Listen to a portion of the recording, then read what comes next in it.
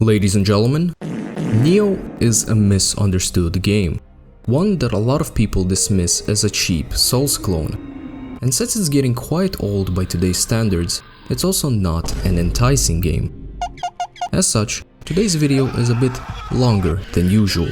I'll be going over Nioh in its entirety, covering the story beat by beat, contrasting it with the real history it's inspired by with visual quips where yapping is not necessary, and I'll cover 99% of the game's features and mechanics, so that by the end of it all, you'll have enough of an understanding to feel like you've experienced Nioh. And even if you already have experienced it, there still will be some information you didn't know about.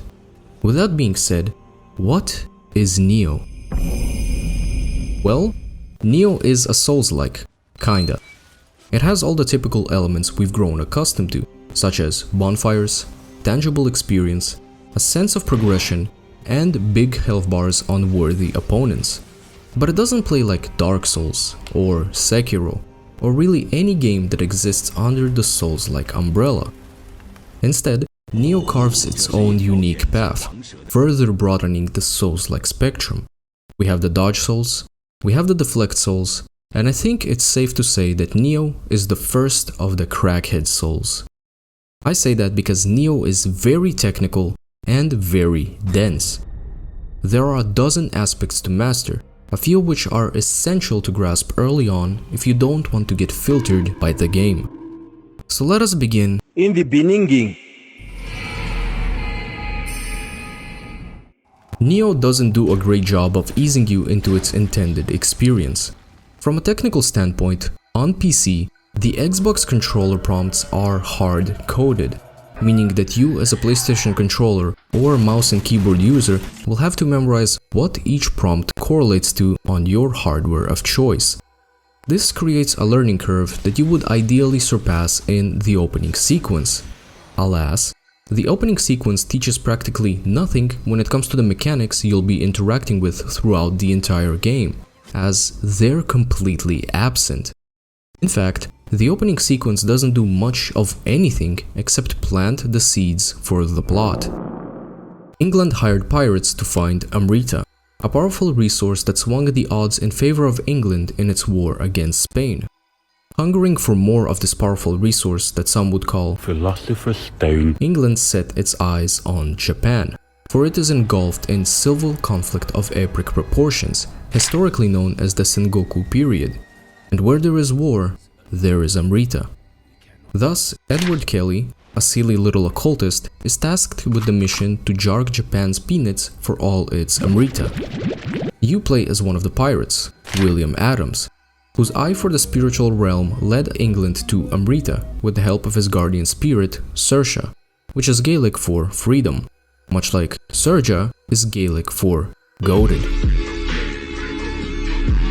William was imprisoned for knowing too much, and during his escape was ambushed by Derek the Executioner, a comically easy boss fight that is abrupted by Edward Kelly, who shows up to demonstrate the power of Amrita by turning the Executioner into a yokai. The fight ends with Serjuh being yoinked and turned into a tool that will guide Kelly to Amrita. And thus, William is coerced by a hail of bullets to take a plunge and sail the seas to Japan. With that out of the way, you are prompted with a screen to pick your starting weapons and a guardian spirit, neither of which mean anything since the opening sequence didn't even attempt to establish their functional value. So here are the basics. Nioh has 10 weapon types, 3 ranged and 7 melee, the latter being swords, dual swords, spears, axes, kusarigamas, aka sharp objects with a weighted chain, odachis, aka big sword, and the wooden sticks of known as tonfas. Without the prerequisite knowledge, your choice here runs purely based on aesthetics, and that's really all you need because every weapon is as viable as you make it to be. Once your selections are made, you can finally partake in the tutorial that will cover the essentials, the most crucial of which being Ki. Ki is like a hybrid of a stamina and posture bar. stamina in the sense that it fuels all your moves, and posture in the sense that if you let an enemy sap out your last drop of ki, you'll be stunned in place and open for a crit hit. While I would jump to calling any game dogshit for having freeze equivalent mechanics, I think it is a fair punishment for being a button mashing buffoon, as the only catalyst for being stunned is your own poor ki management. Fortunately, this also applies to your enemies, indicated by the ki bar under their health bar, giving you some information to work with as to when you should be applying pressure or playing safe. Where in other games you manage your stamina by taking a few steps back and watching the bar grow, here in Nioh you also do that while having an additional element of active management involved, as each attack's ki can be reimbursed with an aptly placed ki pulse. All the white stuff you see on the ki bar is what can be recovered. Do it too soon and you'll get a little back. Time it just right and you'll get a hefty chunk. This mechanic is not only important because it makes sure you can keep pressure on the enemy and have enough juice to evade should you start to fumble, but also because it plays a crucial role when fighting yokai enemies. At first, it's a bit overwhelming having ki kum particles to suck up while also trying to, not perish. But the more you play, the more you internalize its timing and it becomes second nature. This internalization process is accelerated the more familiar you become with your weapons, as in Nioh's next aspect you are inclined to master is weapon stances. Each melee weapon of the aforementioned 7 comes with 3 stances, meaning that every archetype has 3 different movesets providing their own strengths and weaknesses. Low stance deals the least amount of damage out of the 3, but it makes up for it with speed, both in terms of your attacks and evasions, as dodge rolling is replaced with a quick step. High stance dishes out great damage to both health and ki, but it comes with a high price, as evading any impending attack is a less fluid endeavor, being that high stance replaces your quick step with a slower dodge roll. Mid stance sits in the middle, dishing out good damage at good speeds with only the second input of the dodge key turning your quick step into a dodge roll. There are of course many more benefits and use cases for each stance, and they'll be tackled throughout the video. From here the tutorial continues to introduce ranged combat, which can be easily boiled down to press aim button, shoot. Back when I reviewed Lords of the Fallen, I gave it praise for having pretty much the best take on ranged combat in the Souls-like sphere. This was of course before I played Nioh. I still stand by the fact that the way magic works in Lords of the Fallen is goated, but when it comes to firearms, I'm passing the crown to Nioh, because it is undeniably smoother and more impactful. With all that said and done, your pursuit of Edward Kelly truly begins. Nioh has a weird structure. What I mean is that you got the opening sequence that instead of fulfilling the role of a tutorial, did nothing but establish the game's setting. Then you got the tutorial, which feels out of place, because you haven't even stepped foot in Japan and somehow you're training in a dojo. I know it's explained by being in William's imagination, as he grasps all the concepts the tutorial covers just by reading a book. But let's be real, that doesn't make it any less weird. And now comes the first mission, Isle of Demons, which for all intents and purposes is also a tutorial that gives you a taste of all the combat shticks you can expect going forward, like drop attacks, archers, ganks, and the likes.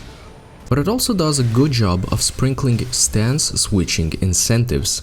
Each stance reaches different spots, so if you encounter ankle biters, chances are the side-to-side mid-stance attacks might not be the best approach. Now this isn't something that is set in stone. Yes, low stance attacks will generally hit low-hanging fruit, but it more often than not comes down to your weapon-specific movesets, making familiarity with your armament of choice a pretty vital component of combat. Just like low stance is good against sock gremlins, high stance is good for bonking someone's forehead, and no encounter will emphasize this more than the first time you meet a yokai. This beefy yokai is the first soft block you'll encounter in this level, and it goes on to teach two things. Firstly, these dudes, much like most yokai in the game, piss themselves at the mere sight of you. This yokai realm that they leave on the floor will hinder your ki regeneration if you're within it while recharging theirs, and the only way to get rid of it is by executing a perfect ki pulse. Secondly, the shiny horn on their forehead is not just a decoration, it's their crit spot. A single hit will destroy it and immediately deplete the yokai's ki bar, opening them up for swift combos. The rest of the level acts as a training ground for the things we've learned thus far, so instead of talking about that, let's talk about Nioh's level design. The levels in Nioh are a typical shallow straight line from point A to point B, obstructed by doors that open from the other side, retracted ladders, and locked gates. More often than not, these obstructions are anything but believable. Really, nigga? Any path you take is usually one that leads you to where you need to go, and there's not much depth to expect other than that, generally speaking. If you look in every nook, you'll typically find some extra loot, and if you look in every cranny, you'll find these green goobers known as kodama, that can be sent back to the shrine where they'll break it down for you while you meander around the shrine's slick menu design. If you know me, then you know that I love seeing what bonfires different Souls-likes come up with, and I can tell you right now, I don't think anything is beating dancing green goobers as a bonfire. Collecting kodama also comes with a juicy benefit. These goobers give you one of 5 blessings to choose from, like increased drop rate for items or increased Amrita, aka souls. One thing I will say when it comes to Nioh's level design is that I like the feeling of progression. More often than not, your mindless beeline towards your goal will be soft blocked by these shadowy mists. Getting close to them spawns a yokai for you to fight, and these fights tend to be much harder than everything you've encountered in the level thus far. These interactions always act as a good point to test any new weapons, skills, or combos you've picked up. They don't respawn after being killed, so if you pass by their area after dying or resting at a shrine, you'll feel like you've left a real impact on the level. With that said, it's time for the mission's boss, Onryoki. This boss might seem intimidating as he drags his 2 massive balls across the floor, but in reality, he is a sweetheart if you play by the lesson this fight is trying to teach. That being, slow and steady wins the race. Onryoki hits hard, really hard. If you try to be aggressive, you're bound to get punished. Not with a slap on the wrist, but with a huge ball to your face. All of his moves are easily avoidable with a neatly placed dodge, or better yet, methodical positioning, as during the initial portion of the fight, Onryoki is a sluggish, lumbering mess thanks to his chains. Around 70% health or so, he breaks free and the fight picks up the pace. Onryoki will hit a combo that ends with a punishable belly flop, and he will on occasion fondle his balls to give you a massive projectile to dodge. There's a really nice rhythm to catch in a fight that takes place in a small burning ship hall with a hulking unit. But before that clicks, you will most likely discover the game's "oh shit" button. Living Weapon is a state in which you don't have to worry about managing ki or pulling off combos, as you're boiled down to a simple unique moveset and an optional spirit specific attack.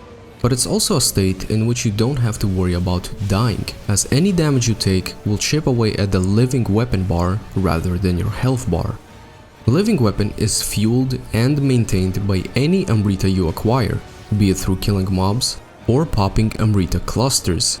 So in theory, you could kite Onryoki around and munch on some rocks to keep your immortality going, though this early in the game it's rather unlikely, meaning you'll have to win the fight fair and square.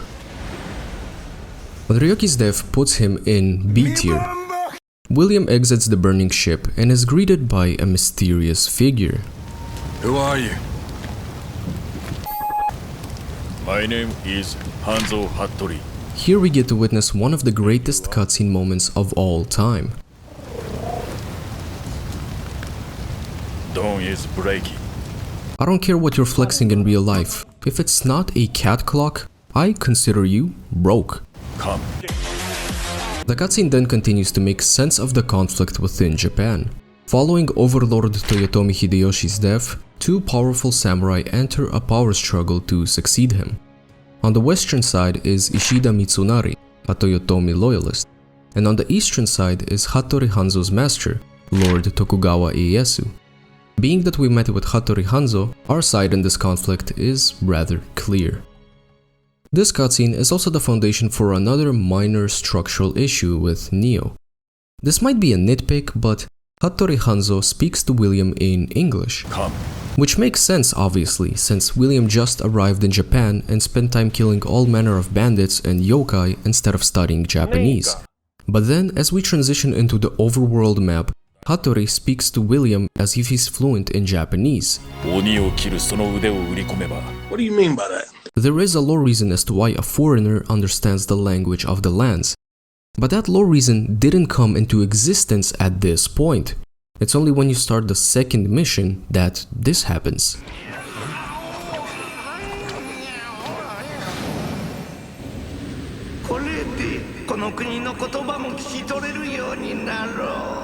Structural issues aside, the Overworld map is basically the heart and hub of the game.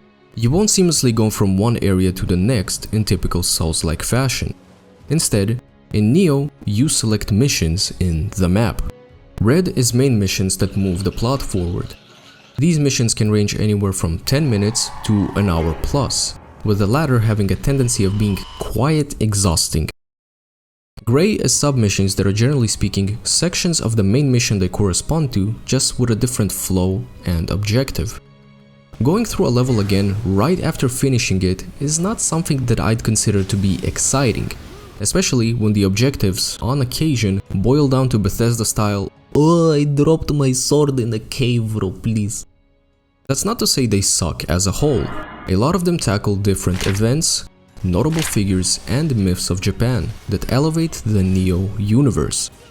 Twilight missions on the left here work on a daily rotation system and are remixed main missions that replace every enemy with stronger alternatives, and take great inspiration from Fallout New Vegas's Dead Money DLC, because everything is red.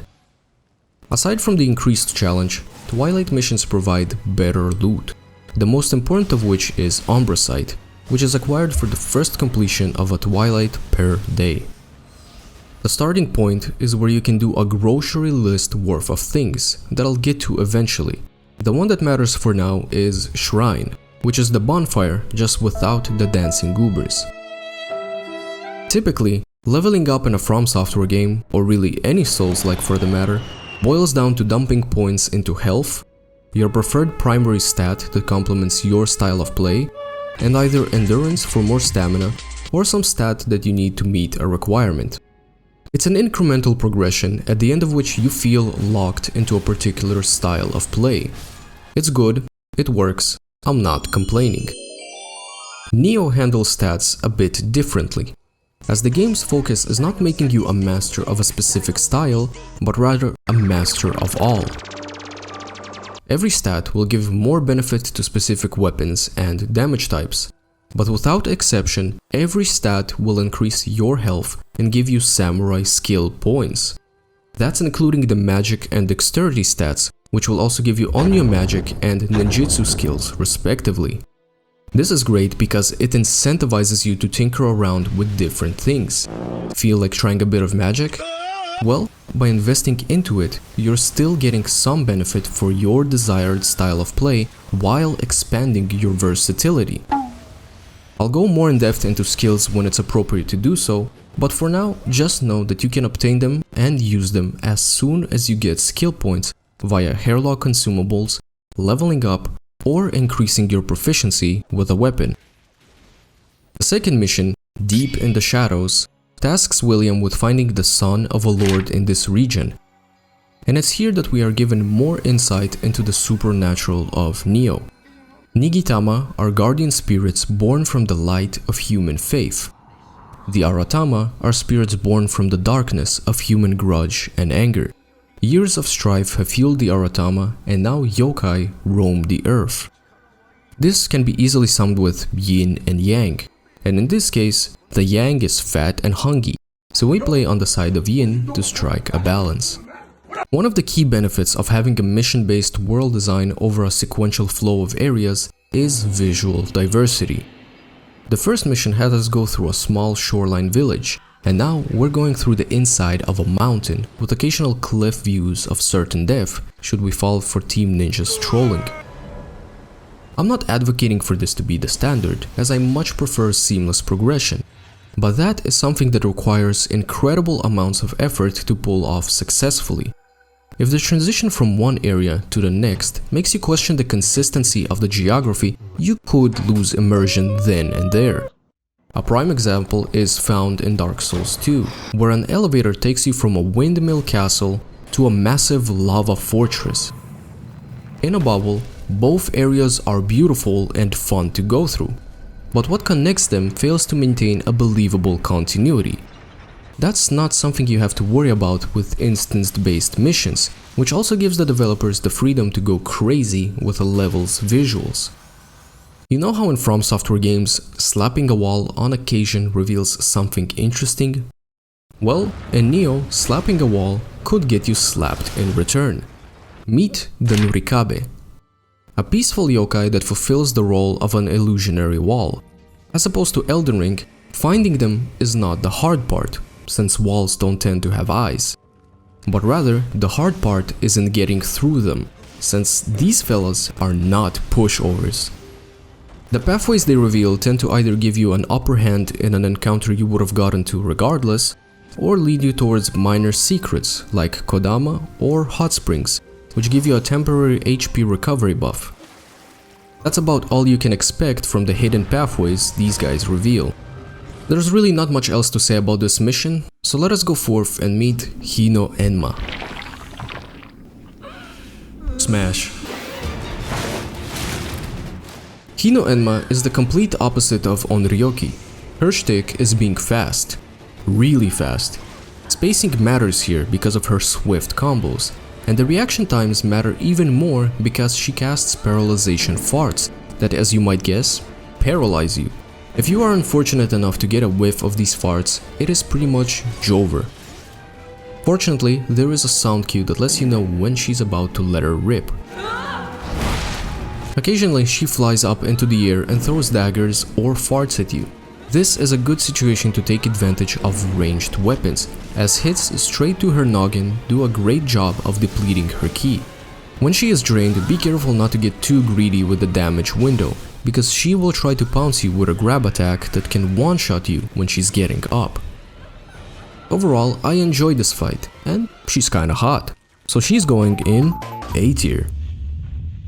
The fight is followed by a cutscene where we meet Kuroda Nagamasa, the son we were tasked with finding. I'm assuming he fell from one of the cocoons Hino Enma was feasting upon, because I have no other explanation as to how this man is here. By touching his hand, William receives his guardian spirit, and the cutscene continues to reiterate information we already know. But let's dive deeper on the spirits part for a moment, because it is one of my favorite things about Nioh. I love how characters are not only represented by their cool drip and personality, but also by a guardian spirit that acts as an aura representing the strength of their character. Throughout the game, you will be obtaining new spirits from both main and sub missions that you can equip anytime you visit a shrine. Each spirit has an elemental affinity that will dictate the type of damage your living weapon will deal, options being fire, water, wind, earth, and lightning. On top of that, each spirit comes with its own passive skills that can be seen on this menu. As to be expected, some spirits have passives that make others seem like a pity pick. Kato, for example, gives incredible benefits in pretty much every line of its passives, but comes at the cost of having a stinky dog as your spirit guardian. This makes it so that you have to choose which side you lean towards. Do you go with A spirit that will give you the most build utility in regards to its passives and elemental damage? Or do you go with B, a spirit that is most aesthetically pleasing for you to see when you go grab your Amrita after dying, or when you grab the bow? Back in the cutscene, we're now in a room celebrating the rescue of Nagamasa, who says he will join Lord Ieyasu's side in the conflict, and William leaves to catch some air, where a woman informs him with the location of the next mission. Then she calls William a drunk, refuses to elaborate, and leaves. The Spirit Stone Slumbers is the third main mission and is the only one I'd place in the exhausting bracket. The reason we're here is because the head of the Tachibana family, Lord Muneshige, has been missing for some time. Saving him would be a great boon for Lord Ieyasu's side of the conflict. At first glance, the mission seems much wider than anything we've seen thus far, but it quickly boils down to narrow linear paths with very minor deviations. No matter how you approach it, the level will bring you to this door where you fight Nioh. I don't quite know how to describe this creature. It has the limbs of a tiger, its tail is a snake, and it has a face only a mother could love. Based on the fight, an apt description for Nioh would be Holy Jmoller. I got strength through 3 different filters while fighting this abomination. When you're standing close to him, he could pull off claw swipes, a spin attack, or call upon Zeus to smite you for your sins. Mods, crush the skull, thank you. When you're keeping distance, he can shoot a short-range laser and can close the gap by rolling your way with lightning striking behind him.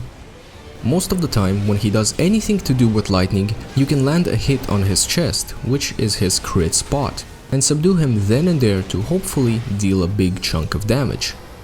This is an instance I'd consider to be ideal for low stance, as when a yokai is depleted of ki, any hit staggers them, and being that low stance dishes out attacks the fastest, it's a good option to stagger lock and make sure the yokai doesn't get any hits in. Much like Hino Enma, don't get greedy on the damage window, since Nioh summons lightning when he recovers. Another argument in favor of low stance here is one relating to elements. Nioh is all about lightning, and I'm sure you can guess that every elemental entity is weak to its opposing element. So if a burning cheese wheel stands in your way, what element do you think would be optimal against it? If you said water, you're right. It's quite logical that water beats fire. Now if a water blob stands in your way, what element do you think would be optimal against it? You said lightning, didn't you, huh? That's why you're stuck in the back of the class straight up stroking your it instead of evolving your mind. The correct answer is fire, because with enough heat, water evaporates. The rest of the elemental relationships follow a similar abstract understanding. We know fire beats water and vice versa, but water also beats lightning. Lightning beats wind, wind beats earth, and earth beats fire. The reason this is an argument in favor of low stance is because you can grab a water talisman and imbue your weapon. With enough hits, the enemy will receive a status effect. And since low stance dishes out attacks the fastest, it is ideal to apply said status effect. Let's quickly give Team Ninja some praise here for not withholding any information. One of the things that piss me off about From Software's games is that I have to braid my ass hair and guess when a status effect will proc. Dude. That's why we need a bleed meter. Whereas here, there is a visible bar that builds up with each hit, providing that valuable information to know when the risk is worth the reward. To avoid lingering on this for too long, here is an image of what each status effect does. Got it? Nioh is an okay encounter all around. I don't hate him, but B tier seems to be an appropriate spot. Nioh's death is not followed by a cutscene, but rather by an introduction to a pointy hat mage lady named Fuku that teaches a valuable lesson in diplomacy. There is a little silly yokai blocking the door, so she gives us a gesture that upon use quells the yokai's anger and he leaves. Following this, she says, gestures often work for those without words. Initially, I thought this meant that I have to look forward to meet more silly door blocking yokai. Spoiler alert, there aren't any. So then I thought, what was the point of her saying that? And then it hit me. The Nurikabe walls don't speak. Maybe a gesture can make them leave peacefully. Lo and behold, that is indeed the case. You have 2 attempts to pick the correct tone of gesture for them to leave. Red is hostile, yellow is neutral, blue is friendly. More often than not, you'll find these bloodstains, known as revenants, around the Nurikabe that reveal what tone of gesture does not work, thus making your 2 available attempts exactly enough to guarantee safe passage. For now, the 3rd mission continues into a catacomb of sorts, while you'll be surprised by a statue coming to life. This is the Sentry, a one-trick pony of a yokai that never manages to pull this surprise off again, because one encounter with them teaches you enough about the differences between a sentry and a statue. This entire area is the reason why I deem this mission to be amongst the exhausting ones. After going through the initial section and fighting Nioh for God knows how long, the last thing I want to do is go through a maze of killer statues and traps. I'll give this area a pass because it is here I met my favorite yokai for the first time. Meet Mujina. This cute little bugger is based on the tanuki, and if you know a bit about Japanese folklore, you'll know that the tanuki's most famous attribute is their massive magical balls that they can adapt to any need. The reason I'm enlightening you with this valuable information is because I want you to have a more accurate picture in mind of what their silly hat with hair follicles actually is. Mujina fulfilled the role of From Software's mimics. Much like with the Nurikabe walls, you can peacefully resolve interactions with the correct gesture. In essence, you have to mimic the mimic. Additionally, if a chest has 3 lines per side, you can be certain it houses a Mujina, at which point you can use the whistle gesture to lure the Mujina out instead of having it smack its balls against your face when you open the chest. Deeper into the catacombs, we meet up with Muneshige's wife, who helps us in the fights up until we meet Lord Muneshige, who seems to be injured. You stupid! His wife attacks him out of nowhere, and it is revealed that it is actually Kelly. This is the first time we've seen him since arriving in Japan. He of course refuses to return William's spirit and turns back to Muneshige for the boss fight, for whatever reason. There's not much to say about this fight. It's rather easy if you're not blindfolded. Muneshige will tend to bring his ki to near depletion with his combos, allowing you to easily stun him with one neatly placed hit. The only thing of note is that this encounter introduces you to what fighting human enemies is like. Unlike yokai, humans block. Low and mid stance attacks will be deflected if you hit a blocking enemy, but high stance attacks don't get interrupted, allowing you to continue any combos and force out openings should you have them. Ultimately, Muneshige goes in C tier. The fight ends with Kelly transforming back to himself and collecting all the Amrita in the room before teleporting out. Muneshige's wife gives William her sword and he receives her guardian spirit, which gives us a look into her backstory. With that, the main missions of the Kyushu region are completed. Before setting sail to the next region, it is wise to tackle some sub-missions, like the 2 new ones in the dojo, Way of Onmyo Novice and Way of the Warrior Novice. In essence, all they do is teach you things you've probably already figured out as far back as the first mission, or surely after it, since that's when Way of the Ninja Novice is unlocked. In short, all you need to do in these is get skill point, spend skill point, done. I feel like the 3 Way of the Bum Bum missions should have been consolidated into one singular demonstration of the basics, and then more advanced variants would focus on their specific archetype respectively. The main benefit of doing these is that they open more skill opportunities within each archetype. So let's talk about the skill menu for a moment. It sucks. There is a very vague semblance of structure to find here. High stance related skills are always above mid stance related skills, which are always above low stance related skills. Whether a skill is on a more defensive side like a parry or more offensive side like a combo is not clear at all until you start reading through each skill's description. Now the reason this sucks is because each skill tree has passives that you should get because they benefit you at all times. But to find them, you have to sift through each individual node, as passives are scattered differently throughout each skill tree. Ideally, passives could be placed at the bottom of each skill tree to cut down on searching time.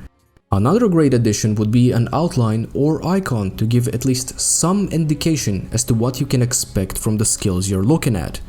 For example, the Onmyo skill tree has a strong focus on elements, buffs, and debuffs.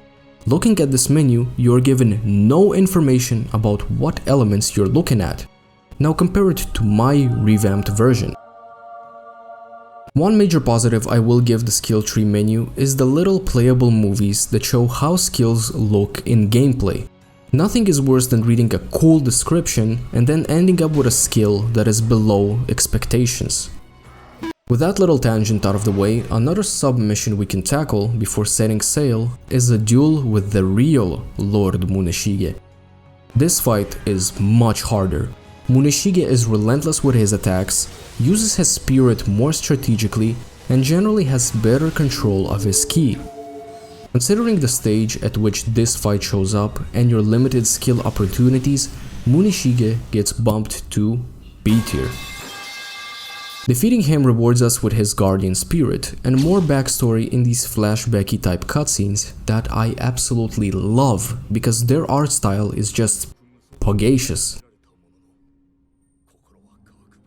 With that, it's time to set sail and inform Lord Ieyasu of Ishida's latest actions, wherever that means. In typical game fashion, things don't go as planned and our lovely cruise is interrupted by a big water balloon with eyes, and we're forced to make an early stop in the Chugoku region. Here we have a quick stare down with Shima Sakon, Ishida's top general, who was trying to convince the regional Mori clan to join Ishida's campaign. While waiting for a ship to be repaired, we help the Mori clan with their regional shortcomings in hopes of having them take Lord Ieyasu's side in the conflict. Which brings us to the first mission of this region, the silver mine Writhes. Writhes? This word. Writhes. This mission is akin to sub-missions in the sense that the objective is a simple yokai in silver mine, make yokai not in silver mine. Going through this mission would feel a bit too similar to Deep in the Shadows were it not for the gimmick on display. The vast majority of this mission is constantly full of stinky poo-poo fart. There are ventilation machines in some specific spots that can purify the air for a short duration. But more importantly, if you find the source of the stinky poo-poo fart, which is these rocks, you can destroy them and not have to deal with the poison status ailment. I like what Team Ninja were going for here. Environmental hazards are always fun, especially if you can do something about them that is more than just using resistance consumables. This mission is a good stopping point to finally talk about revenants. One of the things most Souls-likes fail to capture is From Software's sense of a shared experience. How many times did you see a phantom in Elden Ring that made you stop for a moment and say, "Wow, another Guts player? How original." Or how many times did you interact with a remnant in Sekiro just to see someone hit the gritty? Regardless of the amount, even a singular interaction with these elements is enough to give the experience more depth. Nioh doesn't have phantoms, but it does have bloodstains. Now, unlike in From Software's games, these bloodstains are not going to show you how someone died, but rather they're going to try and make you die by summoning the AI version of the person who died into a duel that more often than not is comically easy. Whether you want to engage with revenants or not is mostly up to you. I say mostly because there is a yokai in the game called Biwa Boku Boku, whose musical skills summon revenants when you get close to their graves. The beauty of this mechanic is that even if you're playing offline, there are special revenants left by Team Ninja. There are usually some jokes like Yajirobe the Tightrope Walker, who fell to his death, or Samurai Gaiden, which is a reference to Team Ninja's Ninja Gaiden series. Aside from pleasant namesakes, revenants also act as a good source for farming gear. Prior to summoning them, you can see what quality of gear you have the chance of obtaining. And to take that a step further, there is a revenant farming spot in one of the DLC missions where people purposefully died while wearing the better sets available in Nioh. Theoretically, if you start playing Nioh and you want to try out the red demon set, for example, I could wear it and leave revenant somewhere for you to farm. But you'd have to pay me $5 bajillion. Back in the mission itself, we'll encounter the Wheel Monk. This is easily one of my favorite yokai in the game. Firstly, two demented faces acting as a rim of a wheel with their hair holding them in place is sick. On top of that, they are a yokai that dates back to the 18th century and are officially known as Wonyudo. This has nothing to do with the game, but I gotta drive the point of how cool or creepy these dudes are with a legend from Kyoto, in which Wonyudo told a woman to look at her baby instead of him. In doing so, the woman would see her baby in a pool of blood with his legs missing. Looking back at Wonyudo after such a horrifying sight, she would see the demon munching on her son's missing legs. Secondly, these guys are an absolute blast to fight. At first, when you're just learning their moves, they could potentially be the worst thing you've ever encountered, as wheel enemies tend to be in these types of games. Blocking their attacks isn't that great of a strategy since fire tends to bypass blocks, which heavily incentivizes you to dodge instead. But wheel monks tend to show up in narrow pathways or alongside edges, making dodges unfavorable. They close the gap with a charged roll, and up close they breathe fire in a conal shape, which is the perfect opportunity to punish them since they have a shiny crit spot where their ass is supposed to be, making them very susceptible to backshots whenever they're breathing fire. Much like Nioh, the wheel monk dishes out an AoE when recovering, so don't go too crazy on the damage window. Once you know their moves, the fights with them become a fantastic rhythm check where you only need 1 or 2 dodges to completely obliterate them. This mission ends with a fight against Great Centipede. That's an ironic name, by the way, because this fella is boring. With the name Great Centipede, I'd expect at least some terrifying element, but this dude is just a chain of walking rocks that has a disfigured pog for a face. Even the centipedes in Sekiro are more unnerving.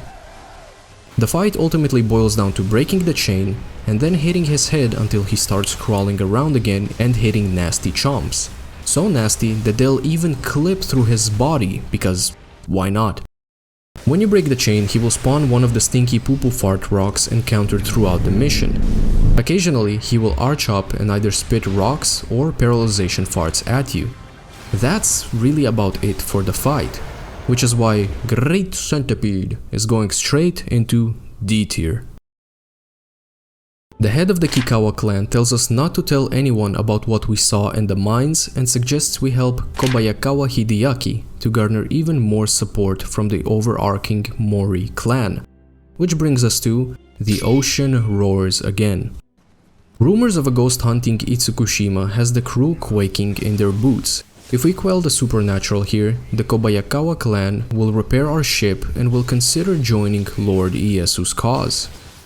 This mission deviates a bit from the norm. While it's comprised of mostly linear narrow paths that lead you to the boss like all the other missions, there are a handful of turns that you can take that give you quite big chunks of the level to explore. This exploration is rewarded with this pyre thingy. There's a total of 3 of them to find, and you'll see why I call them a reward soon enough.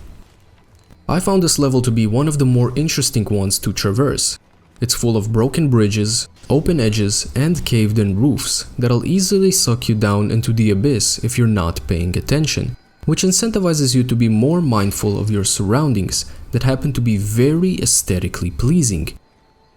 I really like the whole water temple shtick, and I'm glad Team Ninja played hard into that theme by having a plethora of interactions with these water balloon enemies that act as a good practice source for the level's boss. Umibozu is a yokai in Japanese folklore that looks eerily awesome in paintings from the 18th century. In the game, however, I feel like his design is a bit underwhelming. visually at least. When it comes to fighting him, he is super solid. Not literally, because he is liquid. He has a handful of moves at his disposal, one of which is particularly deadly. Umibozu can shoot a massive one-shot laser that is telegraphed rather well. The catch is that the arena, much like the mission, has several spots in which you can fall to certain death. So you have to be very mindful of your position and not panic when he enters the animation. Other than that, the fight is rather simple. He will spit boats, he will spit yokai pools, and he will slowly slam his arms. Functionally, all you have to do is stand right in his face and spam everything you can while avoiding the aforementioned moves. Now the reason I called the pyre thingies a reward earlier in the mission is because lighting them activates the massive bonfires in Umibozu's arena. Having them lit instantly kills all spawning little bozus. This is great because it does something I love while hard blocking something I despise. What I love is when I as a player can augment a boss's arena or encounter by taking my time and soaking in areas leading up to the boss fight. It's one of the many reasons why Dark Souls 2 is the best Dark Souls game. What I despise is having additional nuisances to worry about while there's one massive health bar trying to smush me with potential one-shots. That's the main reason why I don't get the hype for Remnant. On top of being a deterrent, the bonfires can be interacted with to imbue your weapon in fire, which Umibozu is very weak to since he is made out of water. Though doing this does deactivate the used bonfire, allowing little bozus to start spawning. Around 50% health, Umibozu will go into phase 2. Instead of being on either side of the arena, he will be in the middle with a potential one-shot bonk and powerful AoEs. Usually, this is a great point to take advantage of your living weapon, especially if you have a fire guardian spirit. Overall, this is a really good fight that also rewards exploration by entertaining a missable mechanic. Umibozu goes in A tier.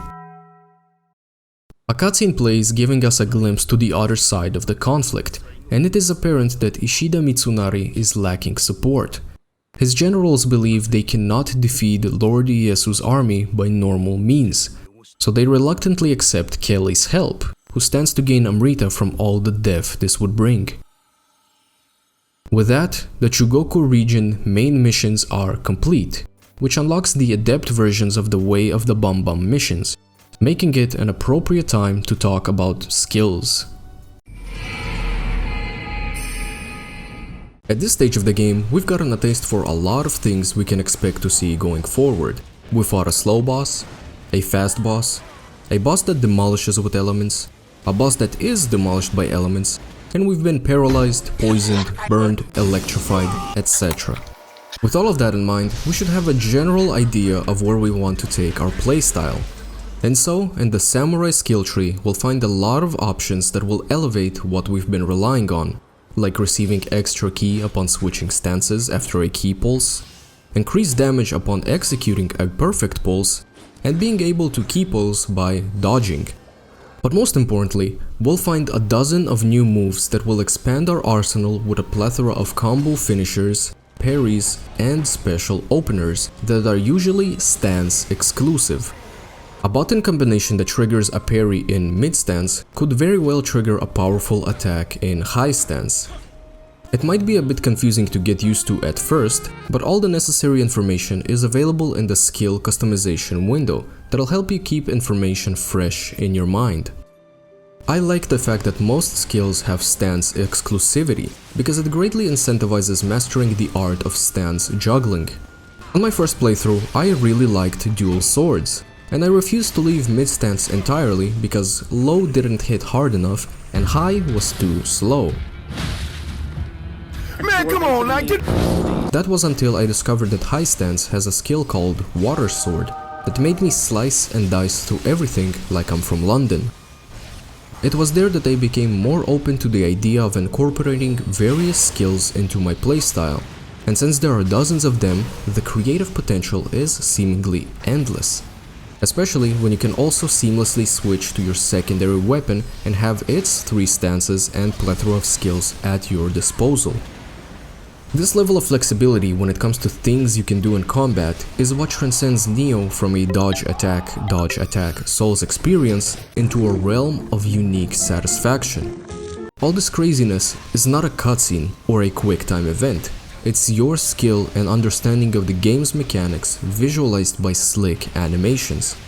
The better you are, the better the combat is, and in that sense, Nioh is crack. You'll be craving to add more to your moves as you master your current combo strings, and there's many more variables you can throw into the mix, like Onmyo and Ninjutsu. As I mentioned earlier, Onmyo primarily focuses on buffs, debuffs, and all things elemental. It is here you gain access to some incredible tools that can outright break the base game, like the Sloth Talisman for example, which slows enemies down so intensely that they basically turn into target dummies that allow you to dish out combos without having to worry about instantaneous retaliations. If that's too cheesy for your liking, you can always pair the Pleidas and Extraction Talismans to sap Amrita out of enemies, which allows you to keep near 100% uptime on living weapon. Or alternatively, you can go for more traditional buffs and offensive options like Elemental Balls. Ninjutsu is all about, you guessed it, being a ninja. Not only in the sense that you get an assortment of cool shit to throw at enemies from a safe distance as opposed to throwing actual shit, but also in the sense that you gain access to a variety of ye old ancient Japanese buffs, like the Quick Change Scroll, which basically gives you a second life if you fumble the bag. It's not guaranteed you'll survive the revive, but it's still an incredibly valuable tool that comes with no downsides. The same can be said for the Tiger Running, Supa and Catwalk Scroll combo, with which you can sneak past virtually everything, saving you a lot of time if you're farming missions. Onmyo and Ninjutsu skills work on a fixed quantity system like in Dark Souls 1 and 2, meaning you'll need to rest at a shrine to restock. With all that yapping done, we can finally set sail to Osaka in the Kinki region and meet Lord Ieyasu. Hanzo, do you seriously follow this pretentious little prick? The man's weak aura gives away the fact that this is not the real Lord Ieyasu, but rather a body double. We're not yet worthy of meeting the man himself, so we're given the opportunity to prove ourselves by investigating rumors of strange creatures in the mission Spider Nest Castle. Unsurprisingly, in this mission, the main ops are spiders.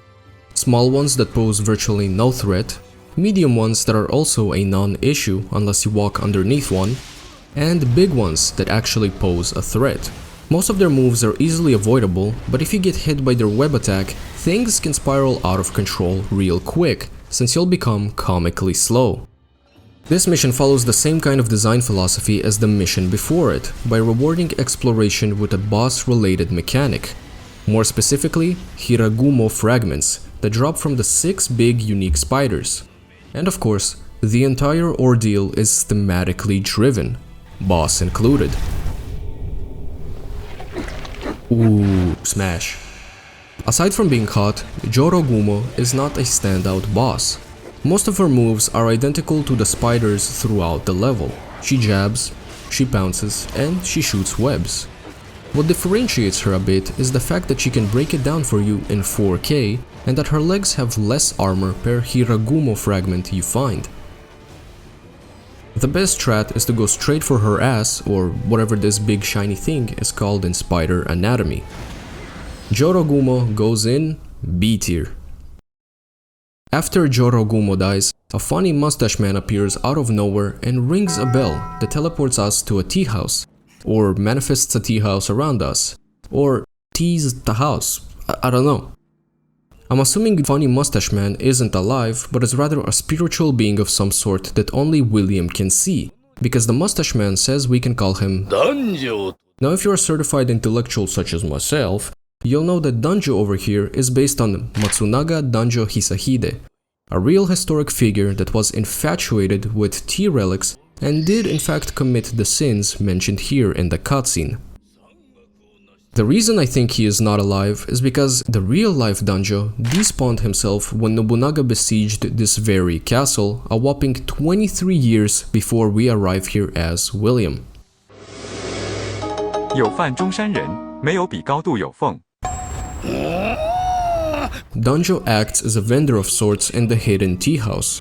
Here we can exchange glory, a currency earned by defeating revenants, for all sorts of goodies like consumables, materials, skins, and gestures. But the most important function of the tea house is being able to join clans. I'm not talking about FaZe clan or any of that goofy shit, but actual Japanese clans from the time period, with each bringing its own passive bonus to help you out on your journey. Unfortunately, there are way too many to mention here, but generally they give benefits akin to damage increased with particular weapons or elements. To join a clan, you need to be online, as there is a war going on against other clans in the background. This war is driven by contributions made and maybe also by PvP, though I'm not sure. With that, we can move on to the next mission, Falling Snow. Rumors have it that a woman's cries echo throughout Hannoji Temple, which for some odd reason is frozen over in the month of June. As standard protocol goes by now, anything to do with the supernatural is a job for William. There's not much to talk about in this mission. The path to the heart of the temple is blocked off by large crystals that can be only destroyed after killing a set of butterflies that create the barrier around them. So let's use this moment to talk about enemy variety. I've often seen people say Nioh doesn't have enough enemy variety, and I never understood why. There's a nice diversity of enemies. Some are just variants of an existing enemy like Yoki, Beta Yoki, and Ninja Yoki, but they behave differently enough to warrant different reactions when seen. Others are a completely different ballgame, like the One-Eyed Oni, whose encounter feeling is nothing like other yokai, or Onyudo, whom you might think is just like One-Eyed Oni due to his size, until you get behind him and get punished by his tongue. And of course, there's the Wheel Monk, Karakasa Umbrellas, Smashable Flying Bolts, and others, all of which, by design, implore you to use different methods of approach. I think the reason people say that there isn't enough enemy variety is because Nioh front-loads its various enemies and not much new is introduced past the midpoint of the game. If you tackle every sub-mission as it's unlocked, I could see the argument for burnout, since sub-missions introduce new yokai like 3 main missions before they're narratively introduced to the player. But the source of the burnout is Team Ninja dumping their load prematurely, rather than Team Ninja having weak swimmers. Once you're done fulfilling the role of pest control, you can unravel the source of the cries. Oh yeah, definitely smash. Yuki Onna is a fantastic fight. I died to her countless times just due to the sheer magnitude of her capabilities. Stay at a distance and she'll cast like 4 different variants of icicle attacks. Stay up close and she'll slash you up or stomp icicles into existence with her detailed bare feet. Thank you, Team Ninjazaki. Very cool. Get it? Because she's a nice boss and feet are cool. On top of that, she can give you testicular torsion with her weapon throw attack that admittedly is simple to avoid. What isn't simple to avoid is her Mach speed gap closer. Ultimately, the only reliable strategy here is being good. And fortunately enough, the process of getting good for this particular fight ain't that bad. Yuki Onna goes in S tier. She thanks us for freeing her, and we learn that she is Nobunaga's wife, whom died alongside him when Nobunaga was betrayed by Akechi Mitsuhide in this very temple. Her grief bound her to the world, which made it possible for Kelly to resurrect her to freeze the capital with her grievance. On our way out, we meet a new character by the name of Tenkai, who lets us know that Kelly can be found in Mount Hiei. William senses that Tenkai has history with this place and follows him to our next mission. The magical barrier that keeps the capital safe from fiends and curses in Mount Hiei is on the verge of collapse thanks to Kelly's meddling, making our objective in the mission, the Demon of Mount Hiei, quite clear. This mission has the same crystal shtick as Falling Snow, except there's no butterflies creating barriers. So in theory, you could just zoom straight to the boss unless you accidentally fall into one of the holes left by the crystals, at which point you'll be stumbling through tunnels that serve no purpose whatsoever towards the progression of this mission. Would have been cool if these tunnels had some semblance of purpose, like a boss augmenting mechanic akin to Umibozu and Jorogumo, but they don't. And if Team Ninja blocked access to these tunnels in a patch, nothing about this mission would change. Well, except for the offshoot remark Nekomata makes, in reference to events that transpired here many years before, when Nobunaga sieged areas of Mount Hiei and burned them to the ground while having every surviving man, woman and child beheaded. Eventually, we catch up to Kelly, who is in the process of collecting all the Amrita here. Tenkai, in a 5 billion IQ move, tells Kelly that if he releases the fiends here, Kyoto will be ravaged. And so, Kelly does just that, before making his intentions for Lord Ieyasu known. The Nekomata that possessed us all the way back in the second mission sacrifices himself to absorb all the fiends, becoming the boss with the creative name White Tiger. This fight is basically just Nioh minus the lightning. Some moves might look different in comparison, but they serve the same function. Honestly, this would be a really forgettable boss were it not for Nekomata's sacrifice. The game didn't really establish a connection with him to make his death impactful, but he is a cat, and that's more than enough to make me cry in the club while dragging White Tiger into C tier. Tenkai and Fuku repair the magical barrier, and our new objective is to get to Lord Ieyasu before Kelly. With that, we set out to the Tokai region, where early reports indicate that many of Mitsunari's men are stationed on our path to Suruga, causing us to take a sneakier route through ninja territory. The Iga Escape is a very fitting name for our next mission because we'll be going through what essentially is Escape the Japan rooms. Crystal Shtick is back once again, this time not really blocking any path, but rather acting as the life source of enemies connected to it, which can be seen on the minimap. What is blocking our path is ye old ancient Japanese tomfoolery, like rotating walls, indicated by the scratch marks on the floor, multiple forms of traps, and even some literal level flipping. It's a really cool mission that is topped off with a fantastic boss. It's a giant toad smoking a pipe. Can you guess what cool name Team Ninja gave such a specimen? Giant toad. I don't get that. Why not just call him something like Froge? A lot of the bosses in Nioh are based on yokai that have their respective Japanese names. Umibozu, for example, is well, Umibozu. They didn't call him Water Balloon. Nioh is Nioh. They didn't call him Sparkplug Creature Thing. Hino Enma is Hino Enma. They didn't call her Goth Mommy. So I don't understand why that courtesy wasn't extended to other bosses. Giant Toad is clearly based on this goofy looking thing called Ogama. Great Centipede is Omukade. White Tiger is Byako. Surely I can't be the only one that thinks the folklore accurate names add more intrigue and character to the encounters than the surface level descriptors they have in Nioh. I understand going for a catchy apt description for enemies that show up often, like the Wheel Monk, which we know is actually Ronyudo. But the bosses gotta have that pizzazz, man. Giant Toad is a fantastic fight that for the most part focuses on good spacing and reactions. He has a massive spear with which he does several moves, side-to-side swipes that cover large ground, thrust attacks that close quite the distance, and a slam attack that comes with an AoE. If you're keeping a bit of distance, he tends to try and give you the sucky suck or send out bombs and the likes. Once you get a taste for him, it's rather simple to stay on his ass and bleed him out. But he is super cool, so I'll slide him into A tier. With his dying breath, Giant Toad calls Hattori Hanzo son and gives him a little lecture.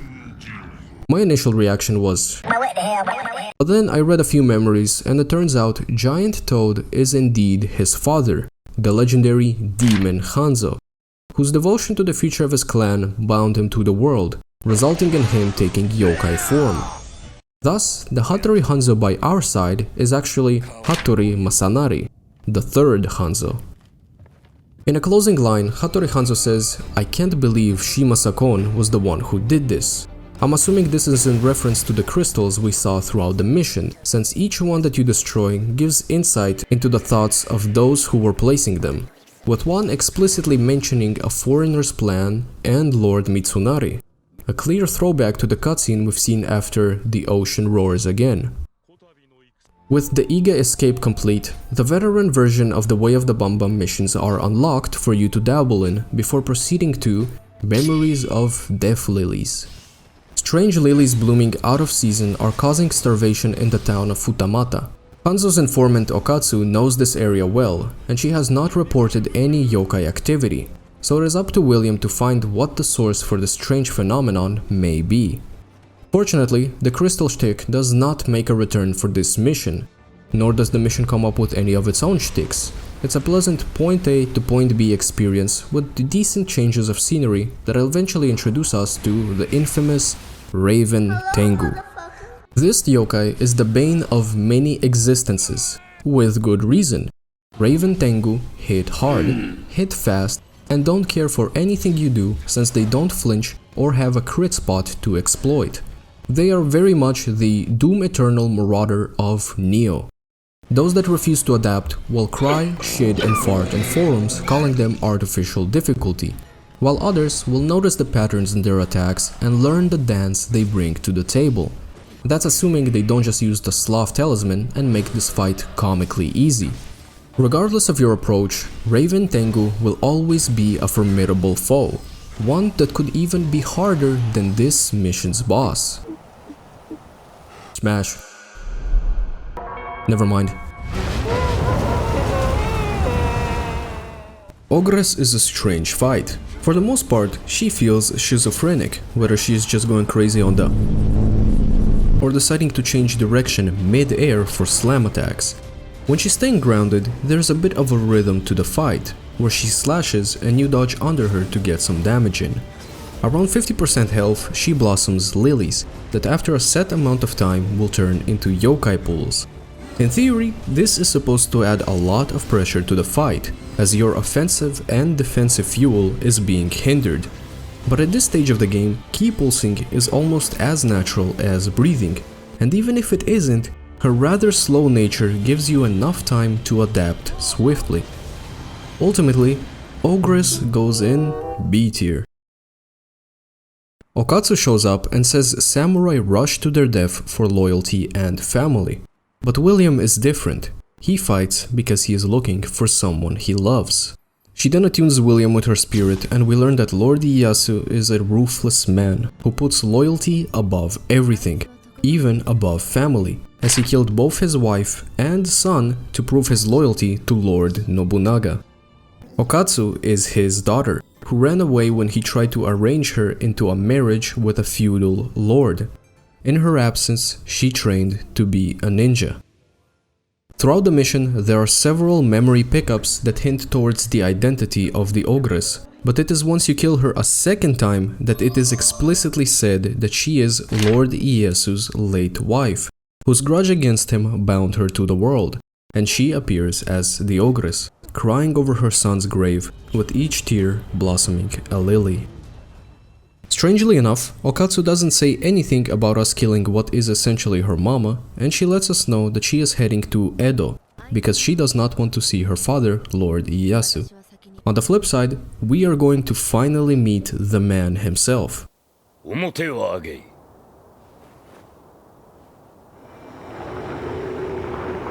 There's no way a normal man could take this. It seems he's the real thing. Lord Ieyasu asks William who he is and why he is here, to which William tells him pretty much what was established in the opening sequence. After which, Lord Ieyasu proclaims he is in the process of building a world without war, a cause he is fully dedicated to, and asks William to join him to Edo Castle. Meanwhile, at the bottom of said castle, Kelly has complete control of the samurai whom he is pitting to kill each other, while at the top he is holding Lord Ieyasu's family hostage, key of which is Okatsu, whom Kelly notices to have a guardian spirit. Which brings us to the Defiled Castle. This is easily one of my favorite missions, It has a few interesting tidbits to toy around with while making your way through the level, but it also greatly ramps up the feel of the campaign. Kelly sealed the main gates to the castle, so we have to make our way through the sewers. This introduces us to the stinky mechanic. Essentially, staying too long in poo-poo water builds up the stink meter, that when full causes you to get less healing from medicine, and it also turns the medicine into fallout free because it makes William vomit. Scattered around the area there are barrels. Some might contain poo-poo water that will instantly make you stinky, while others have pure, clean water that not only cleanses you, but also makes you immune from stink for the duration, which is good to have when encountering the poo-poo bozu. These guys are pretty much the same as regular small bozus, except they're stinky and are most likely heavily inspired by Dorotabo. The crystal shtick makes a return. This time around, they're purple and function identically to the green ones from the Iga Escape. Deeper into the mission, you'll find the Poo-Poo Man. No, seriously, there is a dude behind the door that collects dung balls. Bringing him some gives nice rewards. A gesture, a soul stone, and ultimately his helmet, and him unlocking the door that essentially lets you skip the first boss, which we won't do because it's none other than Honda Tadakatsu. If you couldn't tell by the crystal behind him, this is a gimmick fight. You gotta destroy 3 crystals, one of which can be destroyed before even entering the arena. That's it. Congratulations, Honda Tadakatsu, you're going straight into D tier. Actually, you know what? There's a submission where he appears without the gimmick. Maybe he can redeem himself.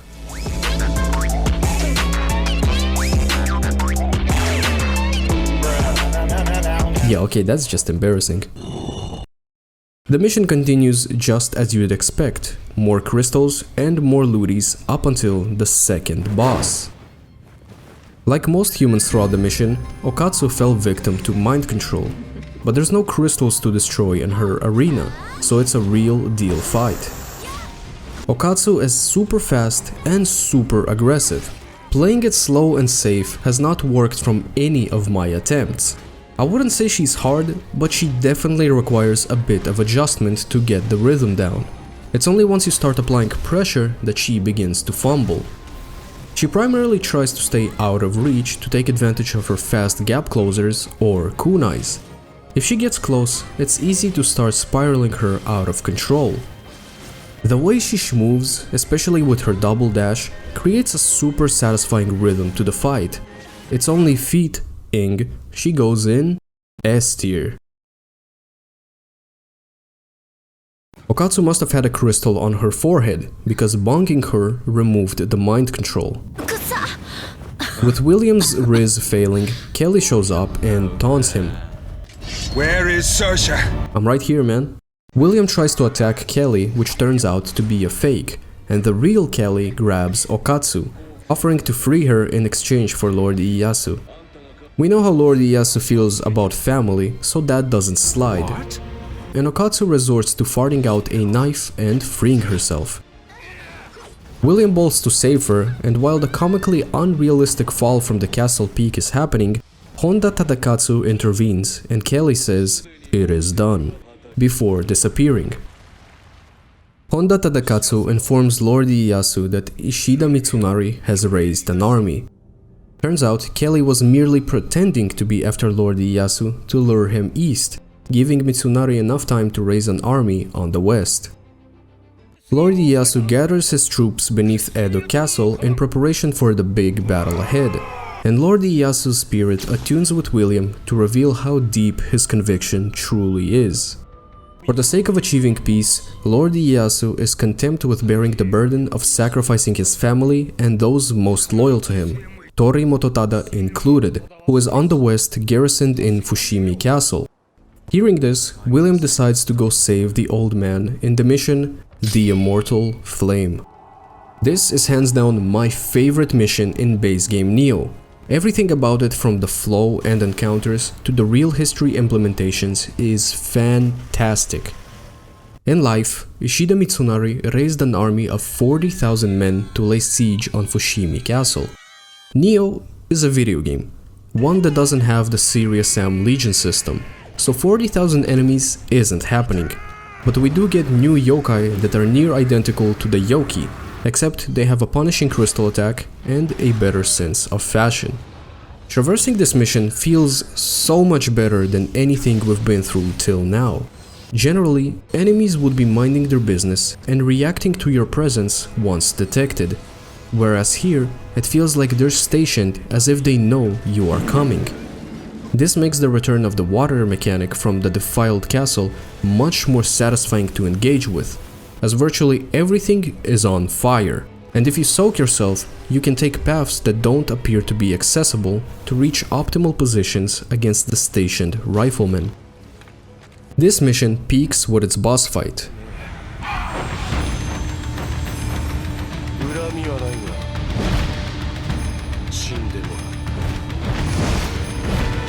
Saika Magoichi is absolutely relentless with his moves. First of all, he can fly. The man can stay in the air and teleport around to throw your lock-on off, while also unrelentlessly showering you in bombs and bullets. Many parts of the arena are on fire, so even if you do evade his barrage, you are likely to receive some damage. Much like Okatsu, this fight is all about finding a rhythm. But if that's not something you want to do, then you can get a long weapon like a spear and just abuse him, since hitting him while he is in the air consistently opens him up for a crit hit. Saika Magoichi is a title given to the leader of the Saika, a group of mercenaries skilled with firearms, which explains why he is crazy with the Blicky. The game says that the current Magoichi is Suzuki Shigetomo, though according to Wikipedia, the Magoichi in the Siege of Fushimi was Suzuki Shigehide. Did Team Ninja get their history wrong? Probably not. The Wikipedia pages for this particular case are unreliable. They give not only contradictory information, but also explicitly wrong information. Regardless of his real identity, Saika Magoichi goes in A tier.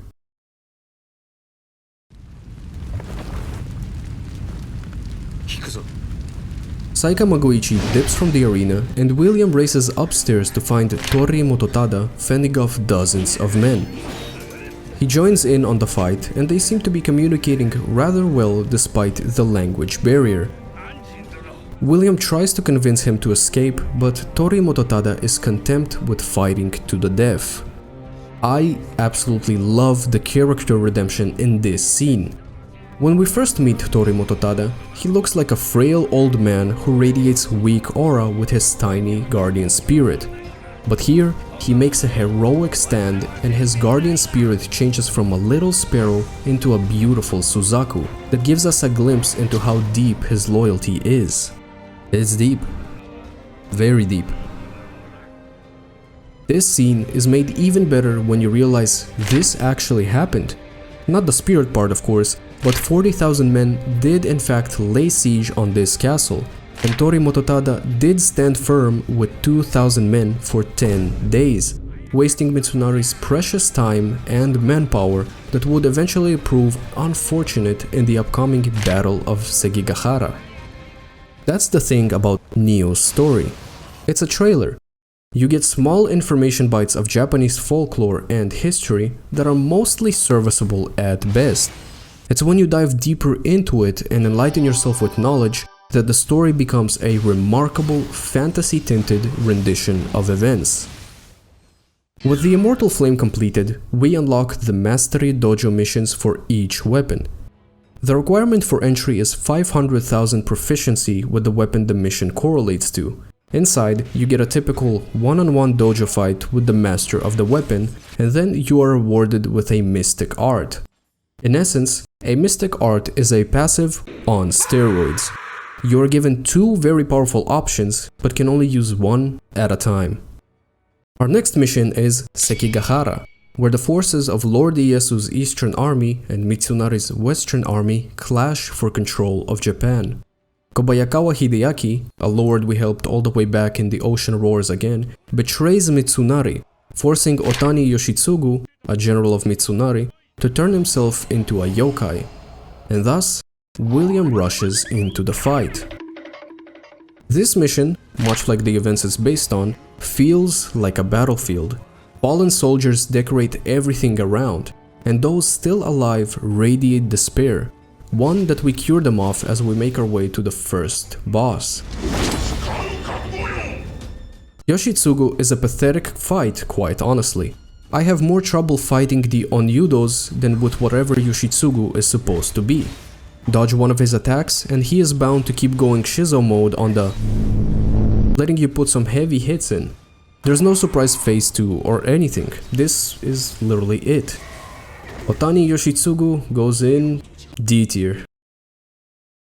Mitsunari receives news that he is losing lords, and Shima Sakon convinces him to retreat while challenging any and all who would try to pursue Mitsunari. From here the mission opens up a bit and we enter the heart of the battlefield. There's lines of riflemen, there's cannon fire, and there's multiple beefy officers on our path to Shima Sakon.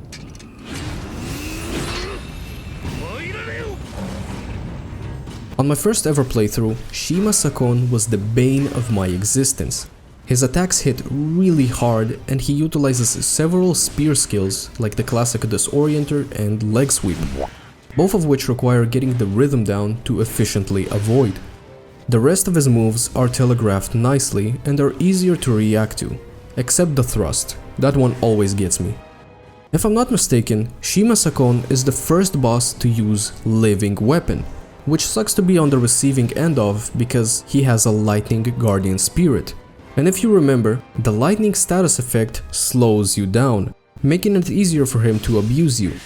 No real tips or strats for this fight, I'm afraid, just get good.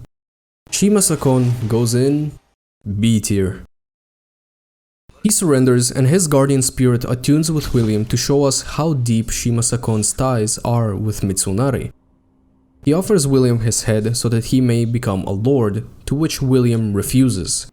On an overlook not too far away, Kelly convinces Mitsunari that he can save Shima Sakon should Mitsunari sacrifice 300 men, to which he reluctantly agrees. Using dark magic and the bitter grudges of thousands of fallen soldiers, Kelly creates a giant yokai known as Gasha Dokuro. Our next mission, the Source of Evil, has us tackle the giant problem Kelly created. This is no longer about the fate of Japan, but about the fate of the world. This mission is either short and sweet or long and challenging, depending on how you approach it. You could just run straight to the center of the mission and start fighting Gasha Dokuro. If you have good damage output, this fight should be really easy.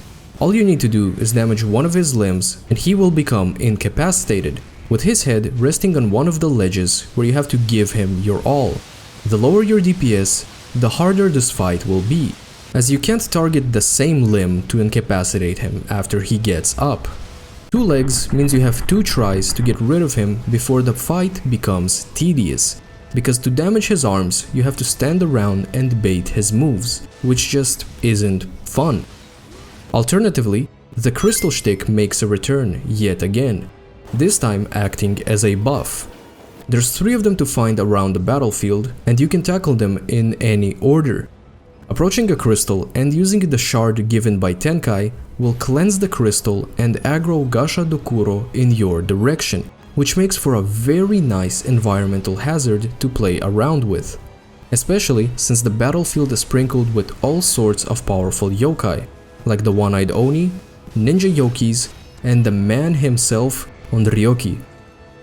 Cleansing the crystals turns the red pools found around this mission into golden pools that charge up your Amrita gauge, which allows you to have infinite living weapon during the DPS phase. The flow of this mission is really good, and the fight is so gimmicky that it's quite therapeutic, especially when using skills like Water Sword. Gasha Dokuro is basically High Lord Volnir if he wasn't piss boring, and for that I think A tier is appropriate.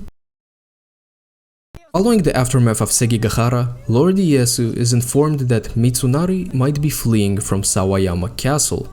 Lee Naomasa and Kobayakawa Hideaki are keen on getting Mitsunari's head. and William joins in along with Tenkai, knowing that Kelly will not be far off. This brings us to a defiled holy mountain. Way earlier in the video, I talked about revenants, and one of the things I didn't mention is why they come to be. When a person dies with a strong emotion or a sense of unfulfillment, they are bound to the world, making them susceptible to taking spiritual form. We've seen it happen with several bosses, and revenants are no different. The reason I'm saying all of this is because in this mission, we're going after Mitsunari and what remains of his battered army. Their morale is at an all-time low. They failed to fulfill their lord's dream and were beaten into a dejected state. You'll often hear the thoughts of corpses you loot that are anything but positive, but you'll also run across Mitsunari's samurai, and if you kill them, they leave behind a revenant, symbolizing the deep sense of regret they held as you took the only thing they had left, their life. I really like this kind of use of in-game mechanics to environmentally convey stories and tonalities. It makes this mission special. Without it, all you'd have is a few pretty vistas and several fights with the abominable Raven Tengu. Eventually, you'll reach the top of the mountain where Mitsunari is hiding. Mitsunari is cooperating with Kelly because he wants him to resurrect Toyotomi Hideyoshi. Kelly stabs Mitsunari, turning him into a yokai to delay us before he ominously dips. The fight with Ishida Mitsunari is something I can't really give any tips for. If there is a sense of rhythm to find here, I missed it, because all of my encounters with him boil down to using everything I have till something works. He has a grab attack that I found really hard to avoid because of how fast it comes out. He has swift punishing combos that made my axe playthrough feel underwhelming, and he sends out wind arcs all over the place or directly at you. I fought him twice for this video, and both times I had to resort to living weapon. So yeah, maybe it's a skill issue, but I'ma have to put Ishida Mitsunari in C tier. Tenkai shows up and gives Mitsunari a sip of the forbidden 3 AM water, bringing him back to normal. Mitsunari's spirit attunes with William and we get a glimpse into his motives. Mitsunari was merely following Toyotomi Hideyoshi's dream of a righteous world, but mayhaps considering Lord Ieyasu to be antagonistic to this dream was wrong. Tenkai then reveals his true identity. If you remember back in the mission Falling Snow, William noticed that Tenkai has history with that place. Well, now we know why. He is the man that betrayed Nobunaga in that very temple, which is an interesting route to take for Team Ninja, because it has been theorized that Tenkai is actually Akechi Mitsuhide. He gives Mitsunari a lesson about the greater good being more important than loyalty, and then tells William that Kelly must be stopped from resurrecting Overlord Nobunaga. The completion of a defiled holy mountain unlocks the mastery missions for Onmyo and Ninjutsu in the dojo, with each requiring 20 of their respective stat to enter. The mystic arts they unlock are absolutely goated. Specifically, I'm talking about the immediate use of cast on self items. This makes popping buffs mid-fight seamless, and it's especially useful if you're going for the confused status effect that occurs when an enemy is affected by 2 elements. Seamlessly imbue your weapon, seamlessly imbue your weapon with a different element, et voila, easy cheese against yokai. Our next mission, the Samurai from Sawayama, takes us through a castle that showcases all the atrocities Mitsunari was willing to accept for his so-called righteous world. The mission is strewn with trap floors that I think were used to dispose of corpses, as accidentally walking over one of these floors will drop you down to tunnels full of dozens, if not hundreds, of the dead and discarded. Presumably, these are the 300 lives Mitsunari agreed to sacrifice back in Sekigahara. The progression of this mission is a bit confusing. There's no clear path that screams main progression, so backtracking and getting lost is commonplace here. I don't find that to be an issue with this mission particularly because of the unsettling atmosphere. Aside from the aforementioned death tunnels, the level is sprinkled with cages and cells that potentially housed the poor souls that were extracted for Amrita. There's also large incubators that spawn Onibas, which we could consider to be a crystal shtick. At the end of this mission, we find Kelly casting voodoo tricks over a box full of Amrita stones and Oda Nobunaga's body. Before William can do anything about it, a Genaminosaurus warrior walks out and Kelly dips as he usually does. The warrior is Obsidian Samurai, an embarrassing addition to the boss roster of Nioh. His attacks hit really hard, but they're also comically slow to the point where patience is a guaranteed win. To lose here, you either have to be throwing on purpose or not paying attention, as the only real threat Obsidian Samurai poses is the EI quick draw skill he uses when he switches over to a sword. Obsidian Samurai goes in D tier. Upon defeat, Obsidian Samurai reveals his identity, and we see where the obsidian part of the name comes from. We also learn that he wishes he was a true samurai. Stolen valor much? His spirit attunes with William, and we learn that he came on a slave ship and Oda Nobunaga titled him samurai, which kinda contradicts his earlier statement. Obsidian Samurai is Yasuke. I understand that historically Yasuke's status is a contentious matter, but Team Ninja, this is your game. You could make him a dragon for all you'd like, and nobody could say anything. So you should be telling your story confidently and not mirroring the contentious uncertainty present in the real history. Regardless, he dies and William plug walks away. Our next stop is the grand finale. William is joined by Hanzo and Okatsu in the mission The Demon King Revealed, to traverse a beautiful hellish landscape and stop Kelly from finalizing Nobunaga's resurrection. The first section of this mission fulfills the purpose of a warm-up. Every enemy encounter on your path is going to be a crazy one, like Raven Tengu on a narrow pathway, or Raven Tengu plus other yokai. Fortunately, Hanzo and Okatsu actually help in these encounters by taking the aggro and dealing decent damage. As we make our way to the second section of this mission, the path collapses and you lose your happy little helpers. We don't necessarily need them going forward, since everything becomes a one-on-one. Around the palace, there are 4 arenas, with each containing a boss that we fought before: Onryoki, Nioh, Hino-enma, and Jorogumo. Killing all 4 activates the elevator in the center of the palace, which leads us to Kelly. Just in time. I have resurrected the most feared overlord in all Japan, Nobunaga Oda!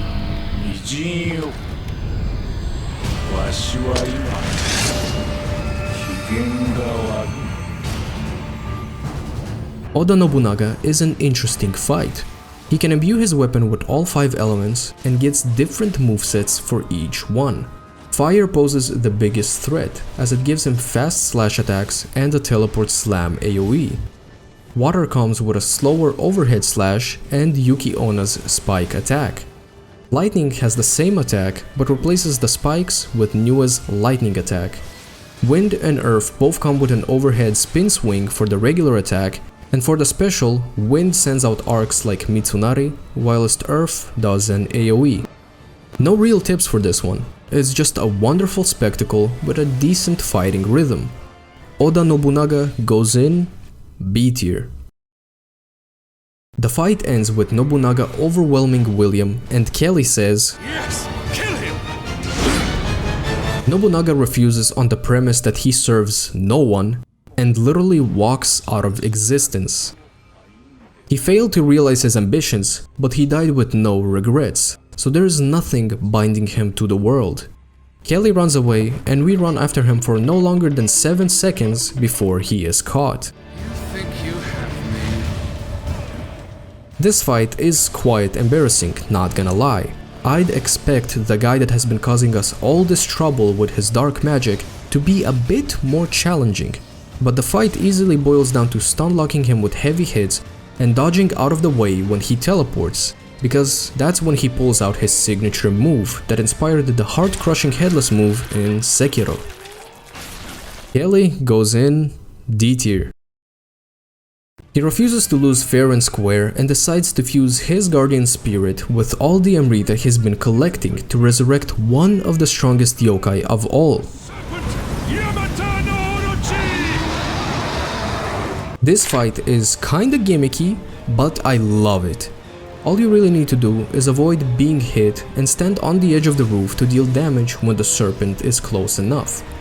At first, you have to deal with 1, then 2, then 6, with each one dealing different elemental damage. The trick is to wait for an opening and then pray you have enough DPS to beam the serpent down in one rotation. When all but one serpent have been defeated, Yamato no Orochi will fully heal and the fight will be a mechanically identical one-on-one. Or at least I think it's identical. I didn't experience any differences to take note of. The fight ends with a scripted execution that puts Yamato no Orochi in S tier. The serpents die, the castle breaks, and William washes up on shore where Kelly is mumbling maniacally. William kills his spirit to learn that the man orchestrating all of this behind the shadows is Queen Elizabeth's advisor, Sir D, and that Kelly was made in an incubator similar to the ones we've seen in the samurai from Sawayama. With William's objective in Japan complete, Hanzo shows up to cut loose ends by the request of Lord Ieyasu. This scene is a bit weird since Hanzo speaks to William in English, They're still rocks. much like he did before William was granted an understanding of the language thanks to Nekomata. I don't know if this is an oversight on the part of Team Ninja or a way of them saying that the reunification of William with his spirit overrode the fever dream that was this adventure. Something cycle begins anew. The cutscene continues to tie up several loose ends. Shima Sakon shows up in a crowd of watchers to see the execution of his beloved lord, Ishida Mitsunari. Hanzo reports to Lord Ieyasu that William is dead, which in reality Lord Ieyasu doesn't believe at all. And Okatsu is sad that her Prince Charming is too busy being a skibbity Sigma. There remains one loose end for William to tie up personally in the mission The Queen's Eyes. The year is 1603. William returns to the Tower of London where it all started, with the sole intent of stopping the man behind it all, John Dee, Snuts. This mission is practically identical to the opening sequence, just instead of escaping the tower, we infiltrate it. Within the tower, we can find Derek the Executioner, still vibing around years later. He has a chance of dropping the Axe of Judgment or its smithing text, which is about as interesting as he gets. Though he is still a cool little throwback to a moment that feels like it happened ages ago. Deep in the tower, we'll find Sir D's laboratory, full of occupied incubators, key of which are the 3 housing clones of Kelly. This encounter is a bit more intense than the Kelly from the mission before. Upon defeat, one of the clones drops a key and we make our way to the final boss. I served as eye for Queen Elizabeth, ruler of the 7 seas. Nothing escapes my sight. The Amrita from Japan has the power to allow anyone to conquer all of Europe, nay, the entire world. William, join me. Your country needs you. How disappointing. 2,000 years later. 100 Eyes is the only boss that without fail makes me resort to Living Weapon. Not necessarily because he has some insane moves that are hard to avoid. The initial pacing of the fight is like Giant Toad, if not slower and easier. It is his ability to spawn eyes that makes me give up on having a fair fight. These things shoot out lasers, throw the lock on camera for a loop, and even heal the mans if he decides to suck him up. It is by all means a prime situation for Living Weapon. And coincidentally, the eyes he spawns give a lot of fuel to the Amrita gauge. Usually, I feel embarrassed for whipping out living weapon against the bosses, but against him, it feels right. So purely on the premise of me not feeling like a virgin for using a mechanic in the game, 100 Eyes goes in A tier. Serjuh returns to normal form and William deprives him of his sight by cutting his eyes. Fun fact, this is an act still practiced in England to this day. Just instead of using swords, they use acid. William goes to touch the ball that allowed Serjuh to see everything, and he sees two new intriguing figures and Hanzo being deep in battle, giving him enough reason to set sail for Japan yet again.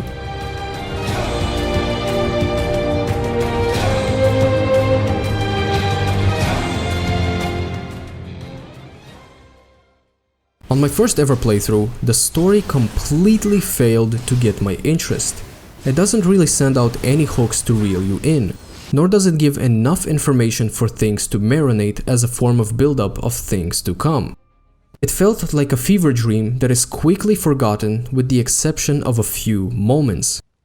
But after I decided to read about the history of the time period Nioh takes place in and all of its names and locations, the story became one of my favorites. It takes historic information and twists it in such an interesting way that I just can't help but want to see Team Ninja tackle more historic times of war. I should also say that I really like Team Ninja's choice for the protagonist to experience all of these historic battles with. William Adams was a sailor and shipbuilder who attained great status under Lord Ieyasu through development rather than warfare. So experiencing what in essence is a polar opposite of his reality is captivating to say the least. Of course, having the player needing to do research to understand what's going on is a telltale sign of a not good story. You're supposed to understand it to a degree as it happens, with research acting as a brush that paints a larger picture around an understandable core, as opposed to research acting as a prerequisite just for understanding who, what, and where.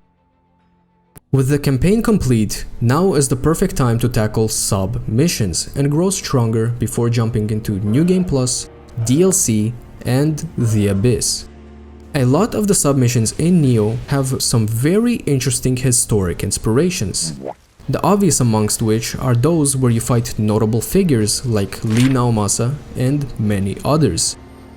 But there are also ones with more obscure roots, like the Battle of Ohashi Bridge, where you just fight one huge revenant on a bridge. This is an encounter with Benkei, whom according to legend was a great warrior that defended a key bridge so valiantly that the Ops had to resort to using bows to get rid of him. It is only when the Ops got closer that the arrow-riddled Benkei fell over, having died standing upright, which would later be known as the standing death of Benkei. There is an additional type of submission that is nigh unsurpassable unless you are genuinely goated.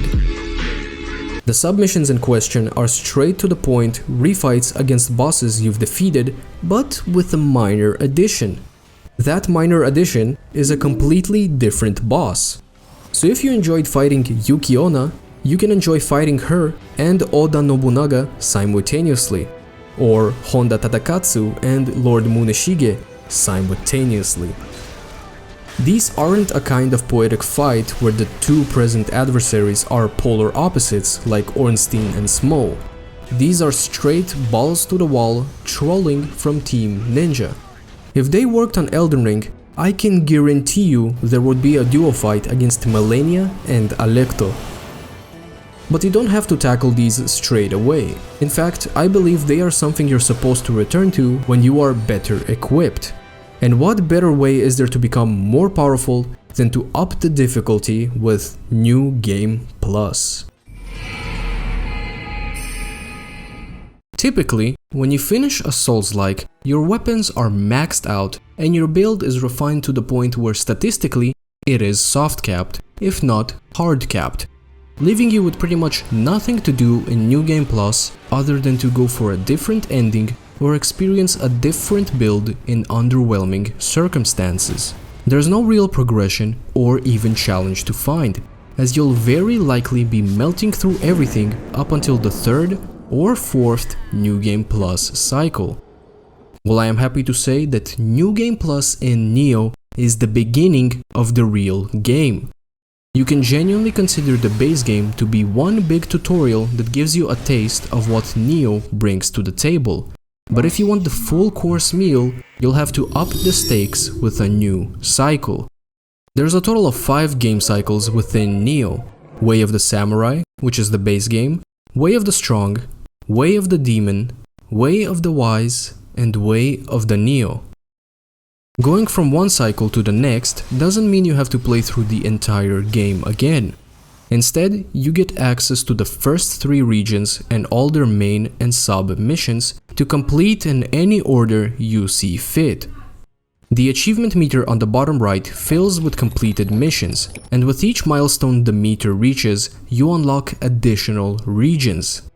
This persists up until the last milestone, at which point all the endgame and DLC missions are unlocked alongside the Queen's Eyes, that stands as the key to the next difficulty cycle.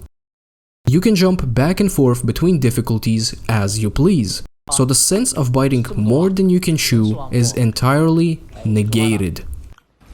With Way of the Strong, you're introduced to a new layer for build diversity, that being the addition of having a second Guardian Spirit, which is a fantastic addition because a lot of the spirits come with really cool special moves that I could never get any mileage out of because Kato's passives are just too good to pass up on.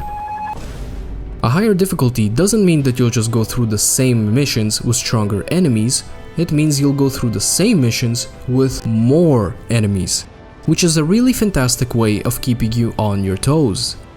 Areas where you encountered nothing might now have the worst possible enemy to encounter, like a wheel monk in a super tight hallway.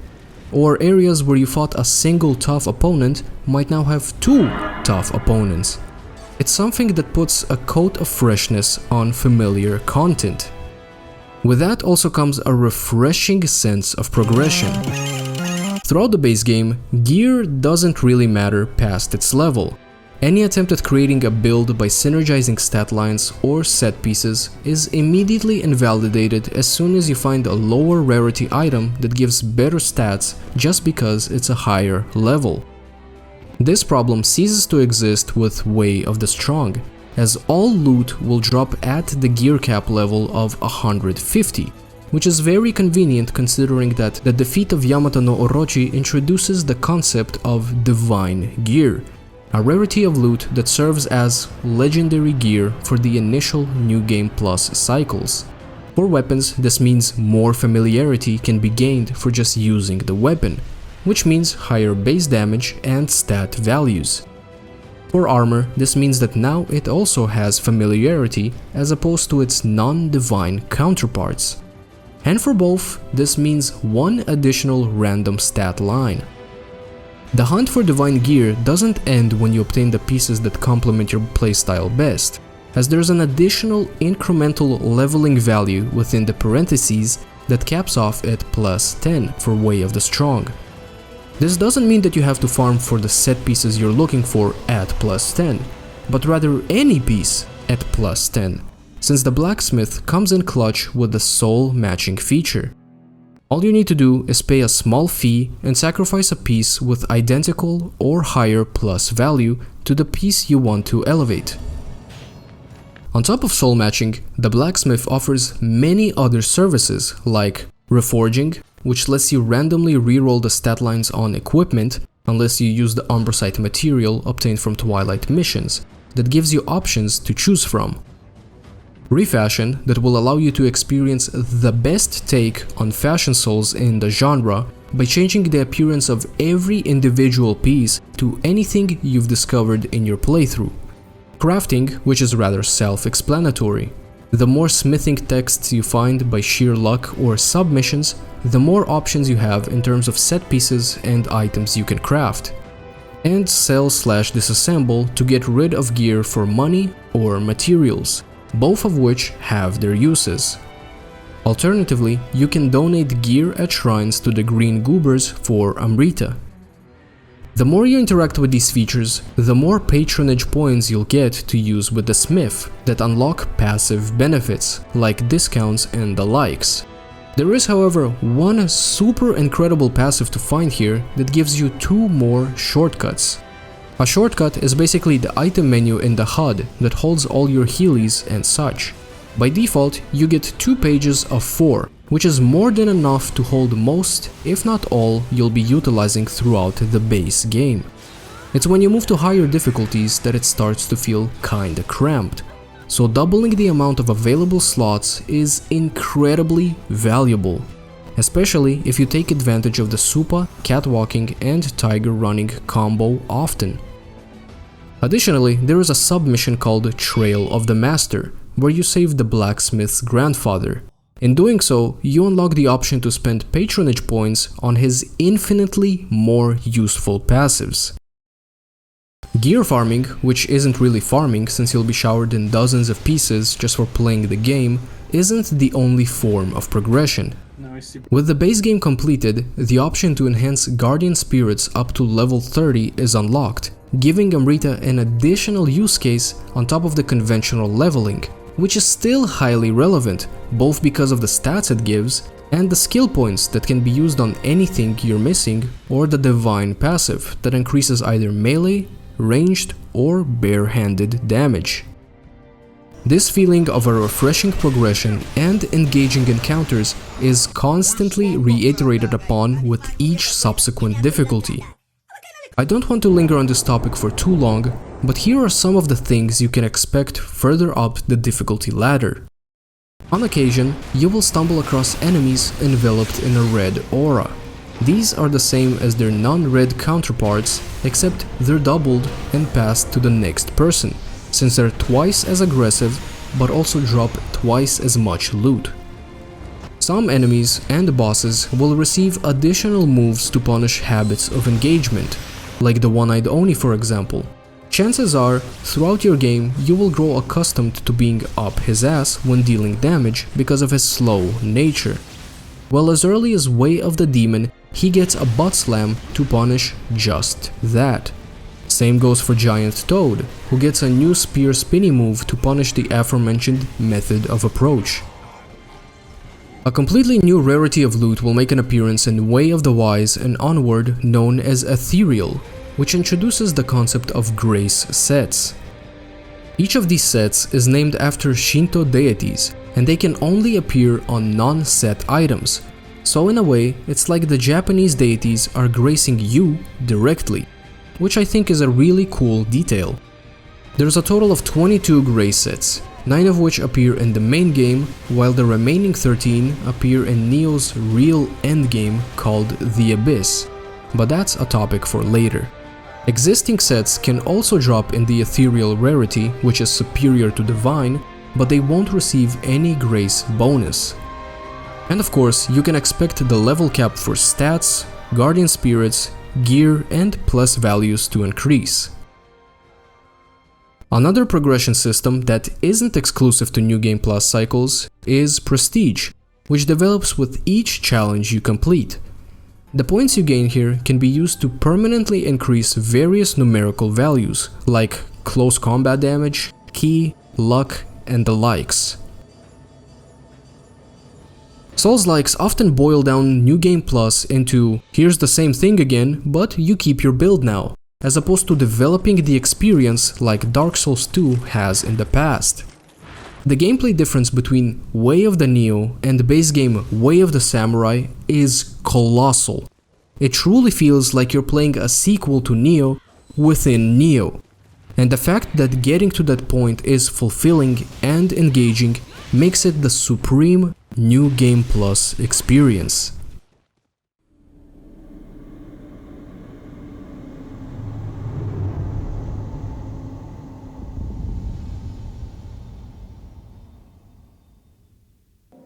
The year is 1613.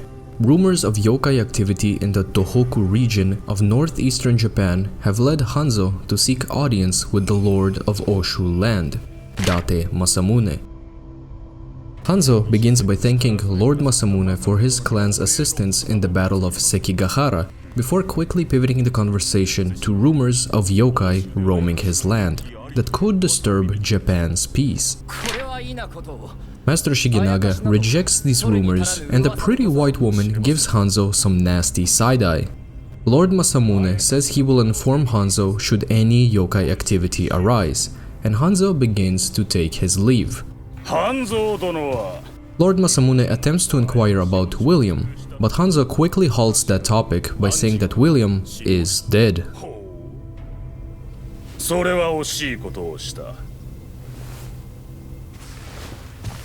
鬼を切るという男、この目で見たかったものよ。It has been 10 years since William defeated Sir D and sailed for Japan. It is unknown what happened in that time frame, but presumably William got into the trade business, with one of his ordeals leading him to Tsuchizaki port in northeastern Japan, or he is searching for Hanzo, as a flashback of their moments together plays out. Nekomata appears out of nowhere and possesses William once again, to explain that during peaceful times the people regain their faith. As a result, the Nigitama, aka the benevolent yokai, like Mr. Meow Meow here, have been restored along with it. Though all things come full circle, and war is brewing once more on account of Spirit Stones or Amrita. Nekomata informs William that Hanzo disappeared after discovering Lord Masamune's plan to gather Spirit Stones. Thus, our search begins. In life, Tono is the land of many folklore tales, so much so that there is a book about the folk legends, stories, and traditions from the area called Tono Monogatari, written by Kunio Yanagita in 1910. In the game, the same is true, with Tono being the land of Spirit Stones on top, making it a prime location for investigation in the mission Yokai Country. Right off the bat, we're introduced to a new yokai, the Rokurokubi. That is one hell of a fucking word.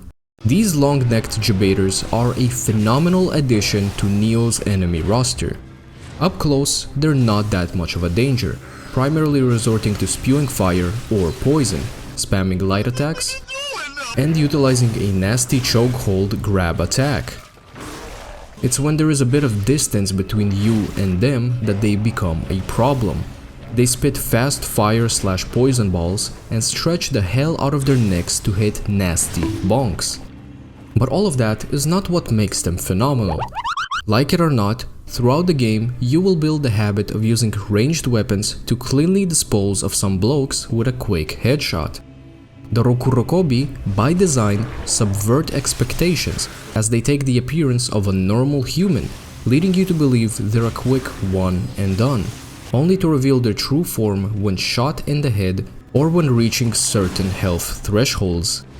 Now, what you deem to be an easy kill at first glance could backfire with unfavorable aggro. Sadly, that element of surprise does not ring true in close quarter combat, as their key bar reveals their true identity. Shortly after this encounter, we reach a body of water with yet another new yokai, the Red Kappa. Technically, they're not new, as you have a chance of encountering Kappa everywhere, but those Kappa fulfill the role of a loot piñata, whereas these red variants eat ass. Their signature move is throwing paralyzation balls. When you're up against one, it's rather easy to not even consider them an enemy due to their low health and underwhelming attacks. But if they're grouped up, their paralyzation balls could put you in a perpetual stun lock cycle. I really like the spot they're introduced in. There exists a legendary location where Kappa are said to live in Tono, and this could very well be a homage to that, as red Kappas are not seen anywhere after this area. This harkens back to what I said earlier. If you come into the game with knowledge, then the design choices feel much more intentional. Team Ninja are doing the same thing they did with the base game by front-loading the enemy variety early. We already encountered 2 new enemies, and there is yet another not too far away from the Kappa. Meet Namahage. In folklore, these yokai go into houses in search of people guilty of laziness and bad behavior. So if you ever needed a reason to get your grind on, here it is. I guess everything we did throughout the game so far isn't enough hard work by Japanese standards, because these lanky goobers have it out for William. They come in two variants, an aggressive one that dual wields and has a crazy chop-chop move, and a more methodical one that has a grab attack. Due to their lanky nature, their crit spot is rather hard to reach with shorter weapons, which made them quite intimidating on my sword playthrough. The mission continues just as you would expect up until the first boss of the DLC.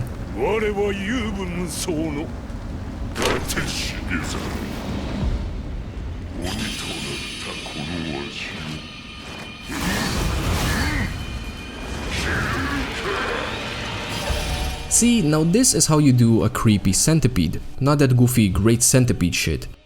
Date Shikizane looks menacing, and that's about all the praise he will get from me because I genuinely have no idea what the flow, rhythm or whatever of this fight is. His moves are fast, have wide range and hit like a damn truck. I came into this DLC on Way of the Samurai after dabbling a bit in Way of the Strong, so my gear was adequate to say the least. And he was still manhandling me like crazy. I guess it's in line with his lore, as when his spirit attunes with William, he says he has never known the taste of defeat.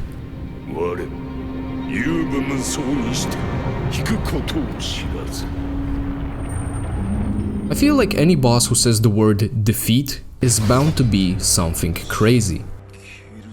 I want to put Date Shikizane in A tier because I really like his design, but fighting him is my worst nightmare, so B tier it is. Upon his defeat, it is revealed that Date Shikizane willingly used spirit stones to become a demon and serve as Lord Masamune's blade instead of retreating in one of his battles. Specifically, the Battle of Hitotoribashi, that Date Masamune initiated as vengeance for the murder of his father. With time, he started losing all sense of reason due to the use of spirit stones, and he exiled himself to this very village we found him in, while maintaining leadership of the Kurohabaki, a special unit of humans who deemed it a worthy cause to turn themselves into yokai in service of Date Masamune. Fearing that Date Masamune plans to rebel against Lord Ieyasu, the tattered up Hanzo asks William to make haste to Aoba Castle, where Lord Masamune is holding court with an unknown amount of spirit stones over a gathering of the Kurohabaki. Hanzo will not be accompanying William as he has some matters to attend to. Our next mission, the One-Eyed Dragon's Castle, has us infiltrating Aoba Castle. There's not much to say about the initial sections here other than that I really like the presentation. The design comes off as heavily fortified with multiple instances of riflemen having vantage points over you, kinda like in the Immortal Flame. Nekomata even mentions as such, saying that such a strong castle does not belong in a peaceful world, hinting at the rebellion Hanzo is concerned about. Deeper into the castle, there are several towers that introduce a new Yoki variant, the Mega Neighbor 3000. These guys are near identical to the Ninja Yoki, except they have a hand cannon. Much like the name suggests, this thing can blast your face clean off, making this Yoki a very scary addition outside of one-on-one situations. Between these towers, there is a little arena where we are stopped by Katakura Shigenaga. There is no cutscene for this fight, but he does give a speech. If you listen to it in its entirety, you get an achievement. Otherwise, you can use this opportunity to get a free hit. If you're thorough in the way you clear missions, this fight is extremely underwhelming. The only threat Shigenaga poses is the possibility of paralyzation with his fart bombs. The rest of his moves are very slow. But if you blitz straight to this encounter without killing anyone in the towers, this fight becomes fun as hell. as at around 70% health, Sekigahara orders his units to strike, and all hell breaks loose from the towers. Archers, riflemen, and even the blue Mega Neighbor 3000s all dump munitions into the arena. It's such a cool spectacle that unfortunately 99% of players won't even know exists, because the conditions for it happening are antithetical to the limited explorations missions have. Defeating Sekigahara gives us a key that will lead us to the heart of the castle. 死んだ男と会おうとは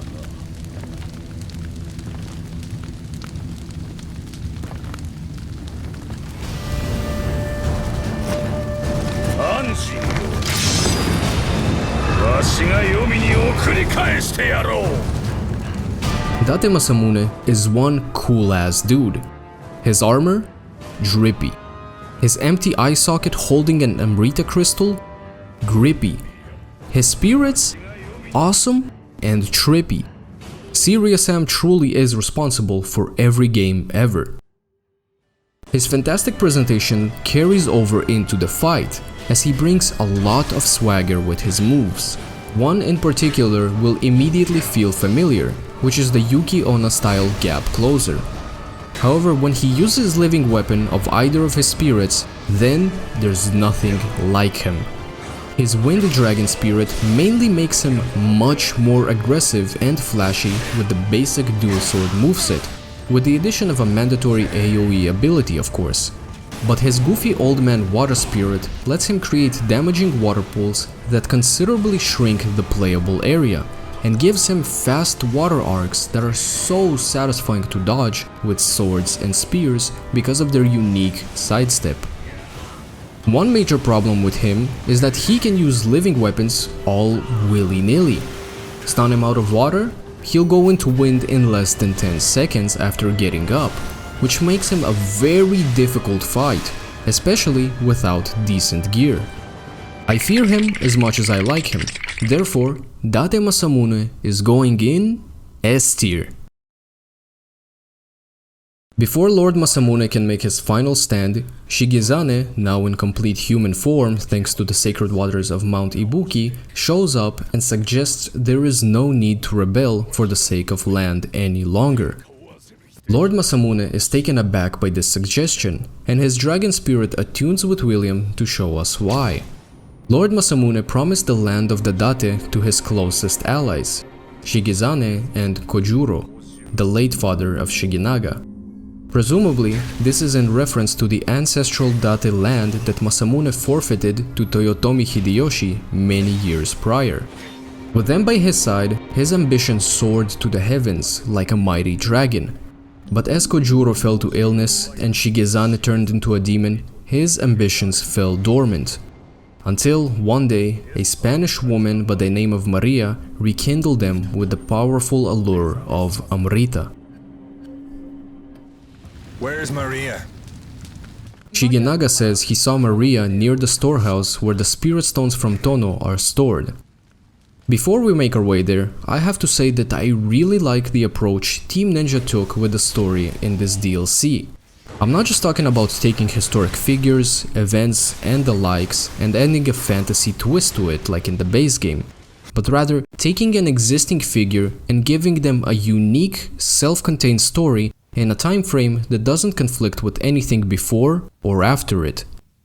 In life, Date Masamune supported Lord Ieyasu loyally pretty much as soon as the power vacuum caused by Hideyoshi's death started, whereas here, his loyalty is, or more so was, merely a facade to veil his desire to conquer the lands with the help of Spain.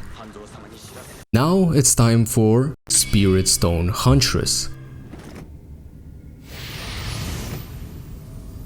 Looks like Spain is following in England's footsteps. Nos habéis arrebatado nuestra edad de oro.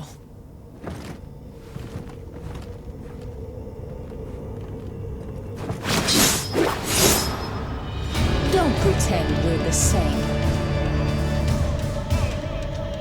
Maria is like Okatsu in the sense that she zooms all over the place and is very aggressive with her attacks.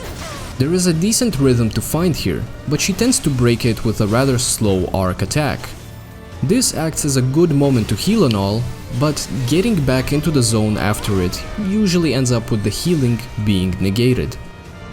Also, it appears that on higher difficulties, she can cast more than one arc. No, she did the double whammy! Unfortunately, she is missing one key component to put her on par with Okatsu, so she is going in A tier.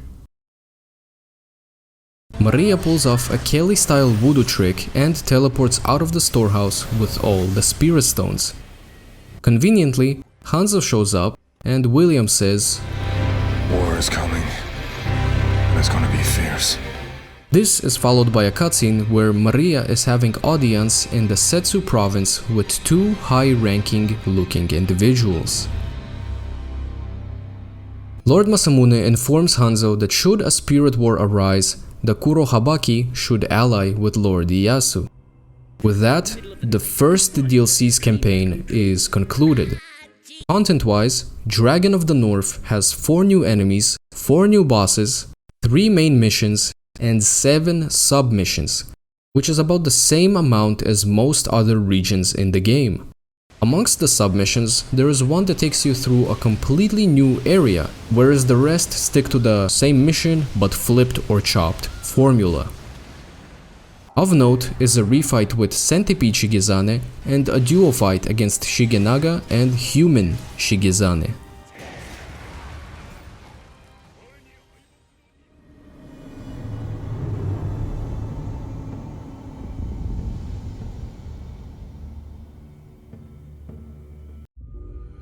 The year is 1614.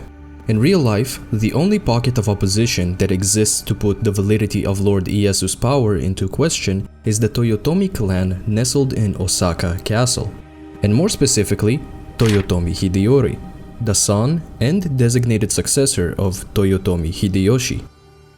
Lord Ieyasu ordered Hideyori to leave Osaka Castle, but was ultimately refused by those within its walls that believed Hideyori is the rightful ruler of Japan, which led to the siege of Osaka. In-game, Yodogimi, the wife of Hideyoshi and mother of Hideyori, has complete control of the Toyotomi clan after losing Ishida Mitsunari and various other vassals at Sekigahara. In opposition to Lord Ieyasu, she gathers various warlords and samurai in preparation for war. Amongst the various samurai is Sanada Yukimura, who predicted Lord Ieyasu's forces would march on Osaka Castle from the weak southern side. As such, he built the Sanada Maru, an impregnable fortification on the outskirts of Osaka Castle that stands as the main obstacle for Lord Ieyasu's forces. Maria is here trying to convince Sanada Yukimura to use spirit stones for his battle, but due to him being a man who puts honor above all else, he refuses. And so, William, along with Date Masamune's troops, begin their push in the siege of Osaka, winter. Much like Sekigahara, this mission feels like a real battlefield. Even more so, I'd say, due to the constant gongs followed by a rain of arrows. This isn't just a cool visual element, but an actual environmental hazard that you have to take cover from behind makeshift barricades. The deeper you go, the more unreliable these barricades become, thanks to conveniently placed explosive barrels and cannon fire. There is a way to deal with this, however. If you talk to Shigenaga in the trenches, he gives you 2 cannonballs that can be used with specific cannons to clear the archer nests in the fortification. You could just try to run through all the chaos to varying degrees of success, but having the option of changing the environment is such a fun side attraction. There is even a moment where tensions spike up drastically as you make it to the 3rd cannon in arguably the hardest section, only to realize you're 1 ball short, forcing you to scramble a plan on the spot. Do you make a run for the finishing line, or scavenge bodies around you until you find a ball? The latter comes with an achievement. After the main battlefield, we reach a small village where we encounter our only new enemy for the DLC, the Ninja Dog. I just love how Team Ninja looked at From Software's games and were like, look, those guys took a vile creature and turned it into the most annoying enemy in their game, let's do the same. Only to pick it up a notch by giving these mutts the ability to somersault and throw shurikens. I don't mind them that much in terms of combat, since they're rather easy to dispose of when a one-hit connects, but I absolutely hate them for being able to sniff me out of super scrolls when I'm just trying to zoom past everything. In this little village, we find a secret passage that leads us to the first boss of the DLC.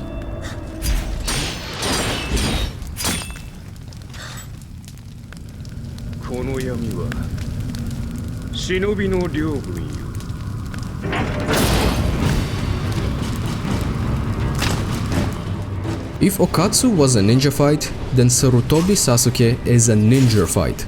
Hard R. In typical ninja fashion, Sarutobi takes advantage of poisoned and paralysis effects, most notably with his fast kunai throws. While Sarutobi moves all over the arena fast with his blink of an eye gap closer and side-to-side zippy zaps, the fight is all about dodging around and punishing his attacks, as opposed to matching his aggression with crazy combos.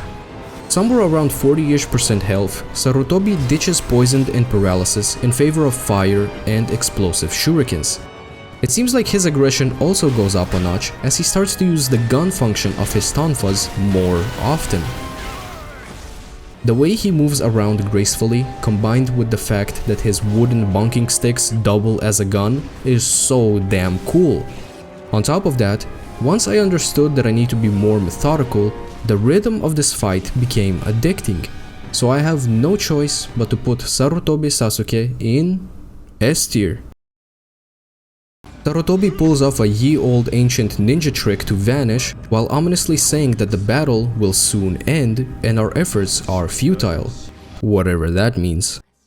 Sarutobi Sasuke was using this hidden passage to deploy his ninjas against Lord Ieyasu's forces, and now we'll use it to infiltrate the Sanada Maru in the mission Scion of Virtue. Being that this mission is all about infiltrating into enemy lines, I thought it'd have a break from the mold and incorporate some stealth elements. But nope. This mission is one massive warm-up. Every so often, the path will be blocked by a strong human enemy belonging to the Sanada 10 Brave, a fictional group of ninja serving Sanada Yukimura. Now while they are formidable foes, they do not prepare you for what's to come.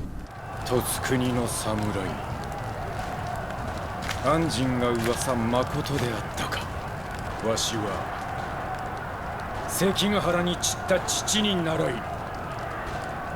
自らの義を貫く。ここは戦の要、真田丸落とさせぬ。Sanada Yukimura is Isshin before Isshin. I'm not saying that just because he is incredibly difficult. The man uses a spear and has a damn Glockington. In line with the recent trend of human bosses, Sanada Yukimura abuses the hell out of living weapon, and both of his spirits are an absolute nightmare to deal with. His fire spirit turns his Glockington bullets into fire balls, one of which could be charged up for a mega fireball that forces you to run sideways just like his special spirit attack does. That is the least threatening of his fire moveset, as his gap closer leaves behind a trail of fire, making it really hard to punish his recovery without being hit, assuming he even gives you the time to do that, since he tends to spaz out and do several in quick succession. Occasionally, he will jump out of the camera's view to slam down with a beefy fire AoE. His wind spirit gives him the ability to fly, because, of course, why wouldn't it? The wind moveset is a bit easier to deal with, but it's still very much in the difficult bracket. He can send out tornadoes, wind arcs that are very fun to dodge, and has a much bigger slam AoE at his disposal. Since he uses guns, I thought it'd be fair if I used them as well, since headshots on human enemies open them up for a crit hit. Though during Wind Phase, it seems like Sanada Yukimura is resistant to that effect. This strategy worked until I ran out of ammo, and then I had to resort to using yokai water pots to open him up for crit hits because I, for the life of me, couldn't find the rhythm to this fight. Still, I had a blast getting filtered, so Sanada Yukimura goes in A tier. Sanada Yukimura accepts defeat, and his Fire Spirit Guardian attunes with William to reveal that Sanada Yukimura came to Osaka to fight for the honor of the Toyotomi clan. Despite sensing that something is off about a woman he greatly respects, Yodogimi, he has a deep conviction to uphold his honor, the same as his father, Sanada Masayuki, has. I've said it before and I'll say it again. The art style on these Guardian Spirit cutscenes is beautiful, especially this moment.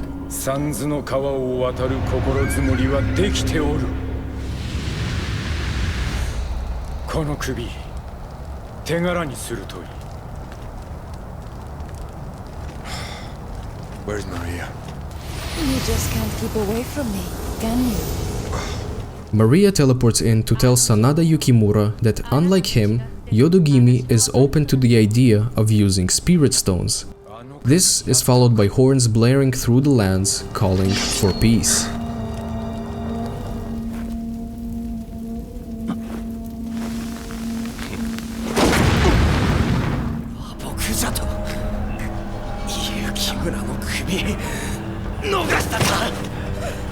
Sanada Yukimura's suspicion of something being off about Yodogimi is reinforced, and the cutscene shows us that Yodogimi wants to use the time gained by calling for peace to gather spirit stones with the help of Maria, to achieve victory for the designated successor of Overlord Toyotomi Hideyoshi, her son, Toyotomi Hideyori. With peace established, Lord Ieyasu's forces would go on to dismantle the Sanada Maru, tearing down the walls and filling the moats. And thus, the second DLC is concluded. Content-wise, it is rather short, offering only one new enemy, 2 bosses, 2 main missions, and 6 sub-missions. Though it more than makes up for it with the challenge it brings to the table. Sarutobi Sasuke and Sanada Yukimura are hard-ass fights, but they don't even come close to the sub-mission The Sparrow Flies Again, where you fight Shigenaga, followed by Centipede Shigezane, and finally Date Masamune.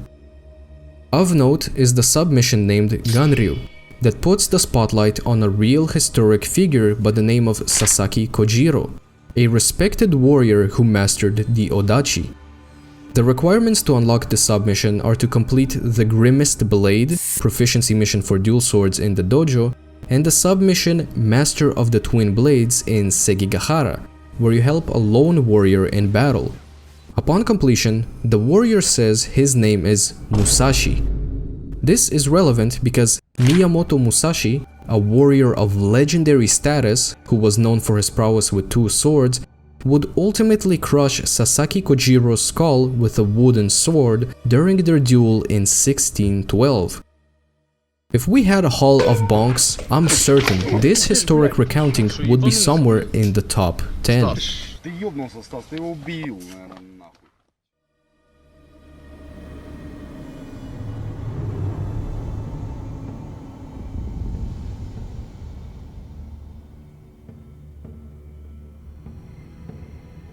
The peace established at the tail end of the winter siege of Osaka lasted for half a year.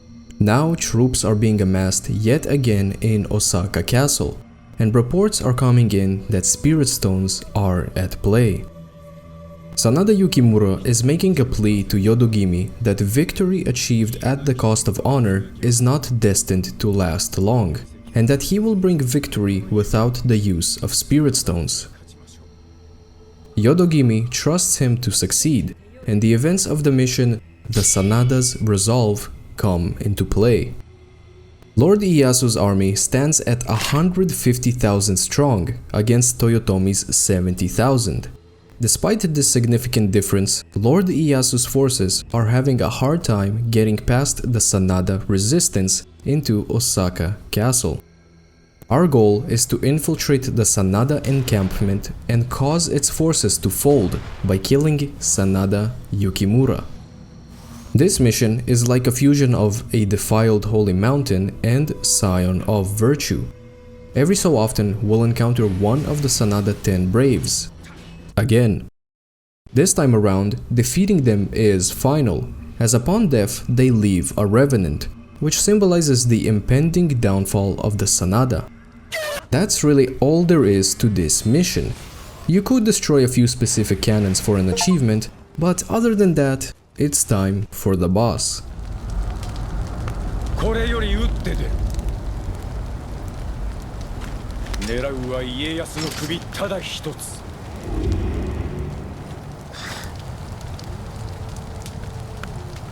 これが侍の死に様。邪魔はさせぬ。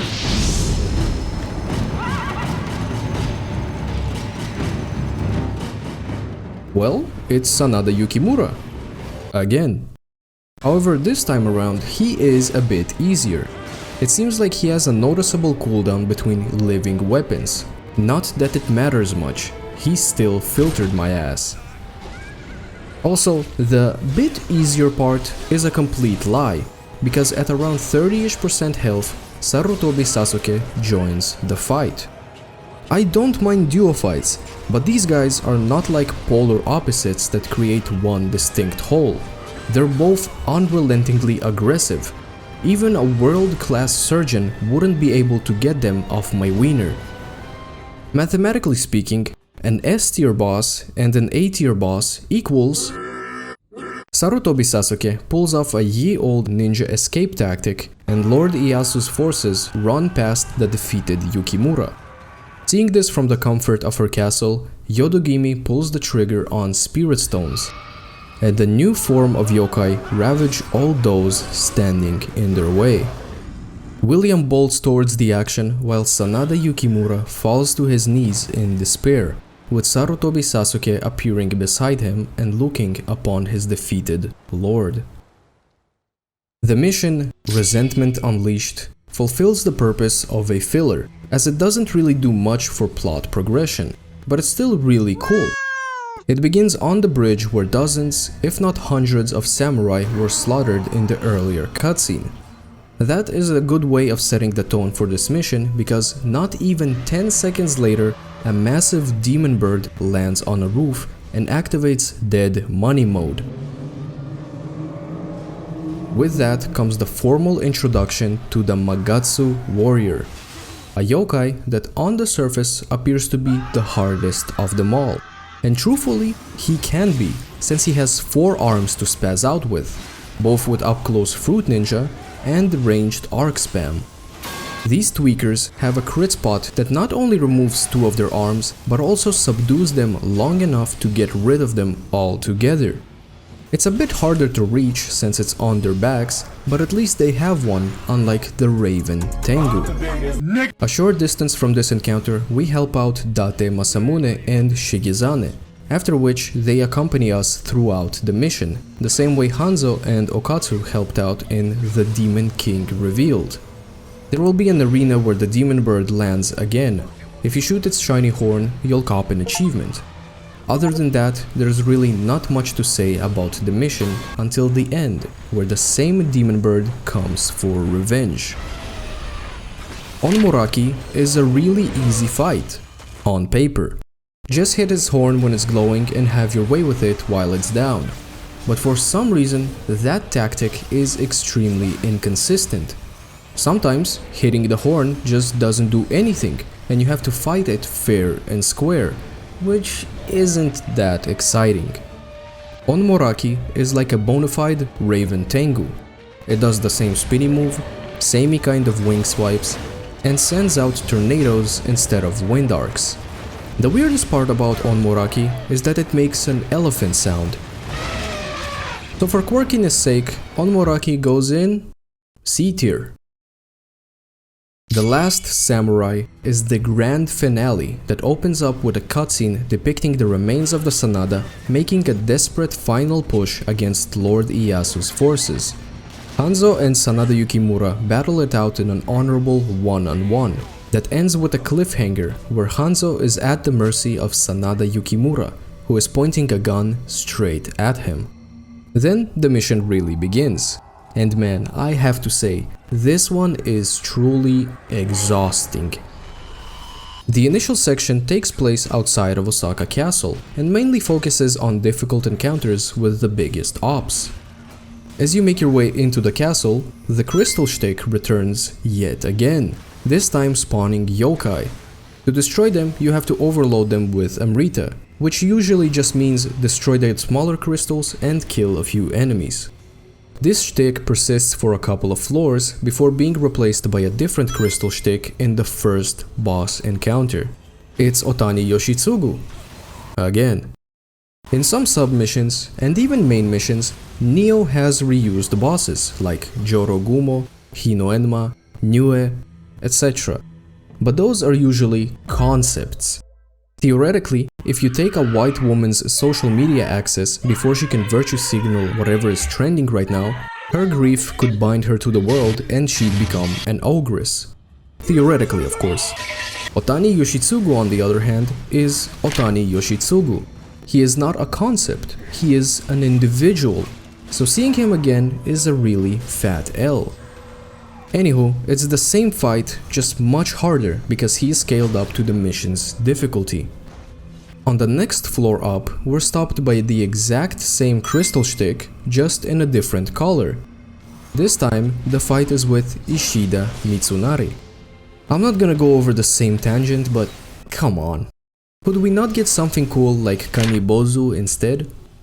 I'm speculating that the reason we see Otani and Ishida here is because it's a way of symbolizing that this whole mission is the final stand of the Toyotomi clan, and so they resurrect or mimic those that allegiance-wise are related to the Toyotomi.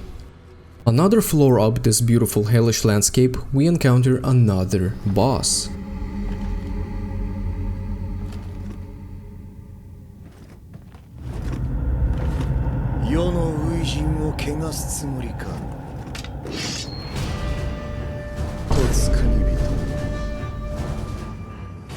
Would you look at that? Something new with no crystal stick.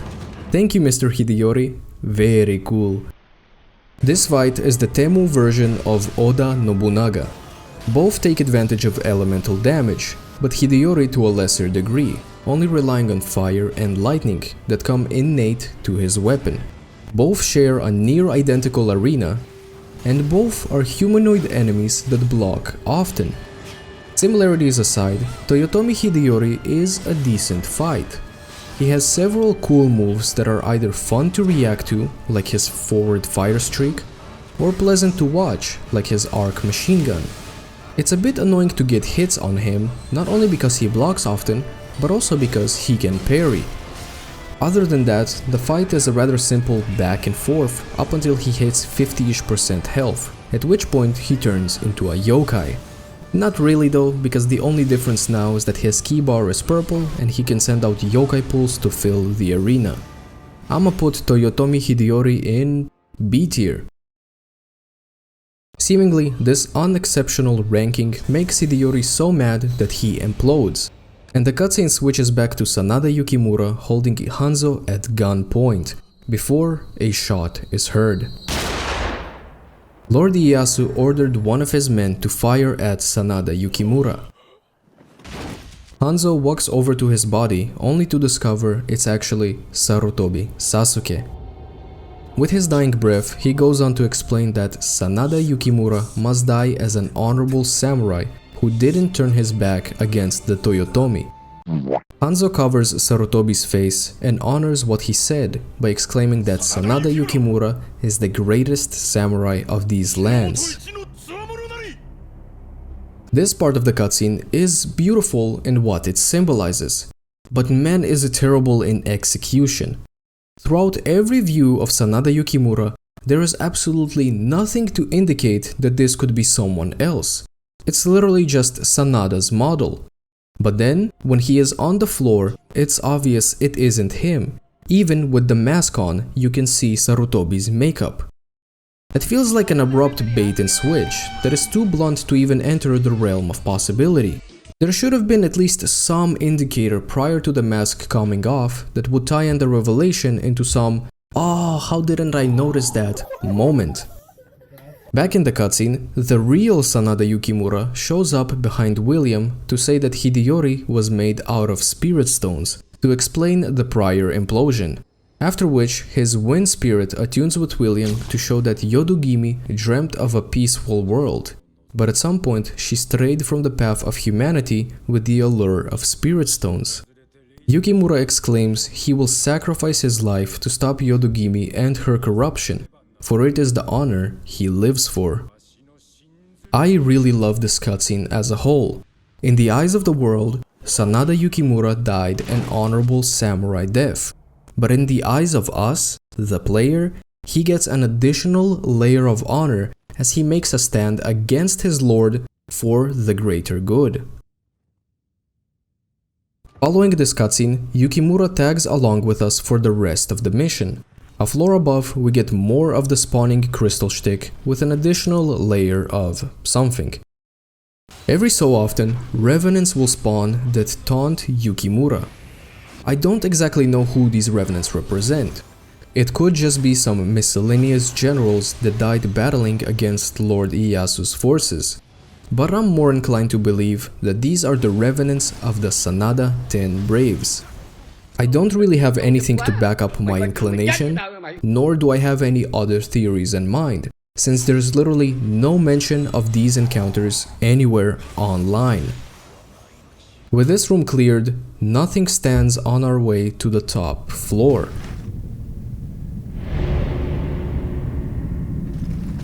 Sanada Yukimura attempts to find a shred of humanity in Yodogimi, but she is corrupted to the core.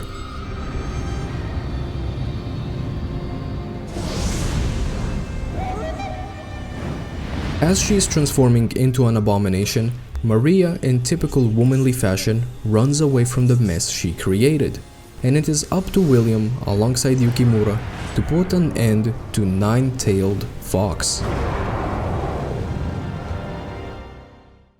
Dodging away from her or its moves is really damn satisfying.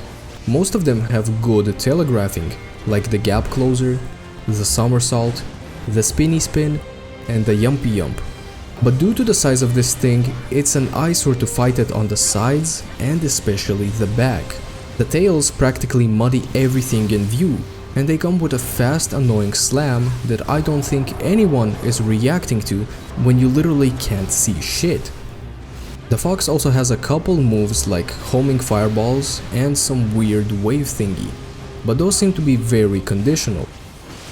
Much like Yamato no Orochi, this fight ends with a cinematic finisher that puts Nine-Tailed Fox in B tier. Yodogimi returns to human form, and her spirit attunes with William to reveal her sorrows and motives. The flames of war have taken everything from her.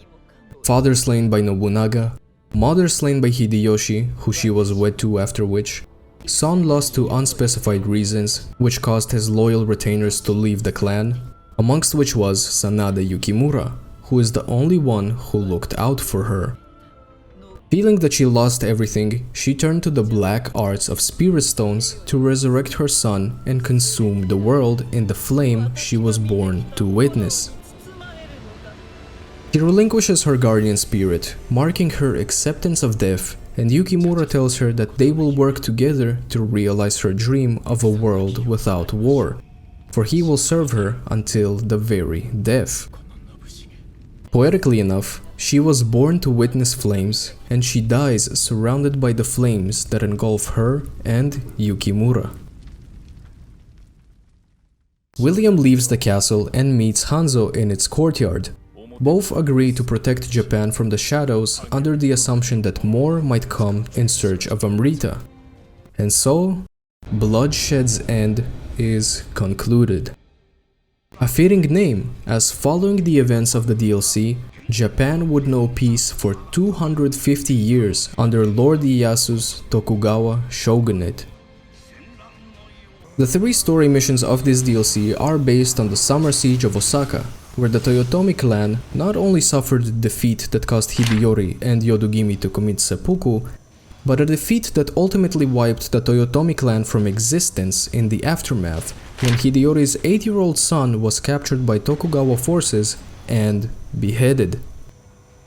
As for the main culprit of the 3 DLCs, the lovely Maria, her whereabouts are unknown, and her plotline is still dangling in the air to potentially be tackled at some point in time, maybe in Nioh 2, though as I haven't played it, I don't know.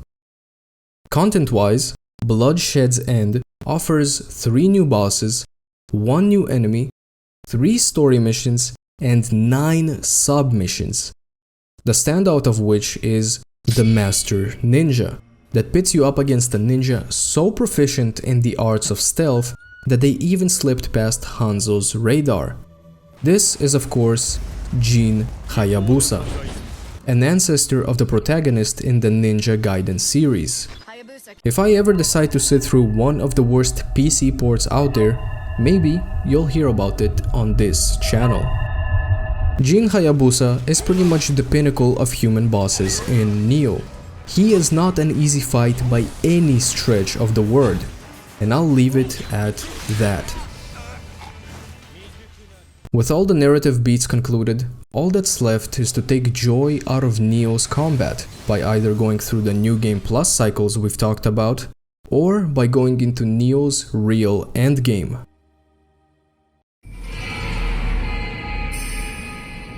The Abyss is a perpetual boss gauntlet where you fight progressively more difficult familiar faces. Much like the name implies, the Abyss is bottomless.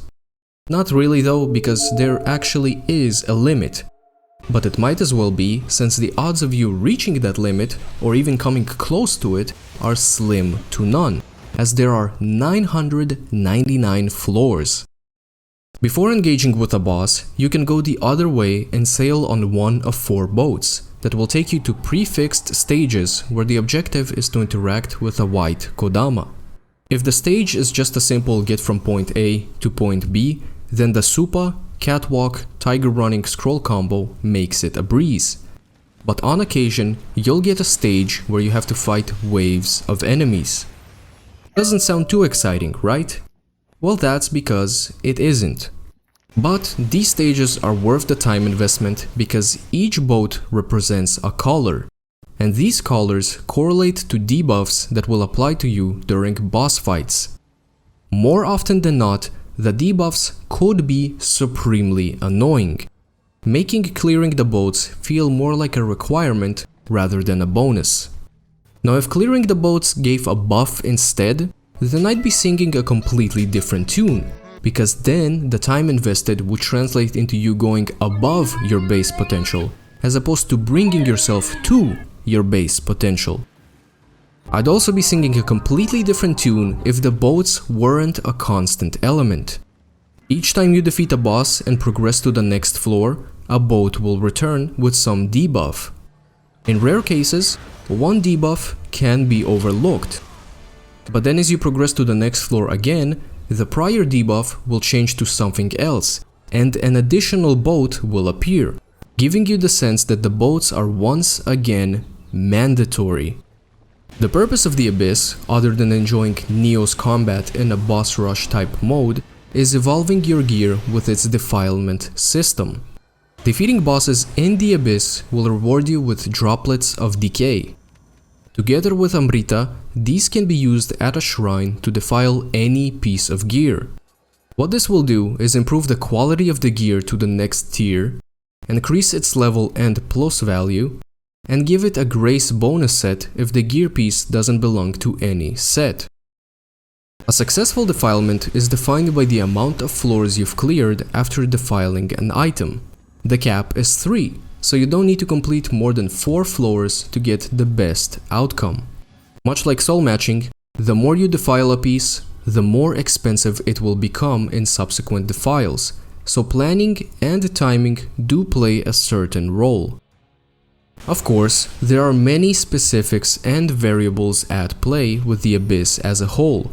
Certain floor groups correlate to different sets. Certain floor milestones bring unique rewards, like the Frolicking Cat's Kabuto smithing text for completing the 108th floor, which looks absolutely puggacious, as anything to do with cats usually does. New Abyss exclusive affixes for gear will appear, and so on. There are a handful of extensive guides on the matter that have more pages than Ubisoft fans have functioning brain cells. So if the Abyss is something that interests you, there will be a guide in the description. The last thing I'll mention in regards to the Abyss is co-op. Yes, Nioh does have co-op, and for everything outside of the Abyss, it's kinda underwhelming, because the game was made with a single player experience in mind. In the Abyss, however, due to the difficulty of the higher floors, it feels perfectly fitting, especially because 2 bosses spawn instead of 1, giving you a kind of brother-in-arms type scenario when fighting alongside Bronim. Still, if you'd like to go through the entire game in co-op, you'll get a more or less seamless experience. Every completed mission counts towards the progress of your and your partner's save file, so you don't have to do back and forths between hosting to maintain a consistent progression, generally speaking. Only exception are some specific missions that are solo only, kinda like red summon sign instances in Elden Ring seamless co-op. And most important of all, I think, is that you don't have to worry about some John Nioh invading your play session, since invasions are not a thing. Nioh is a game that not only gave me the best combat experience out of any game that people would call a Souls-like, but it also gave me an additional 20 wrinkles on my brain with its interesting fusion of real-world history and Japanese folklore. Something about the way everything is presented gave me a bulging sense of curiosity that I had a great time scratching with dozens of different wiki tabs. I'm excited to see what Nioh 2, Wolong Fallen Dynasty, and Rise of the Ronin will bring to the table in that regard. And if that's something that interests you, be sure to subscribe, because one day we'll get there.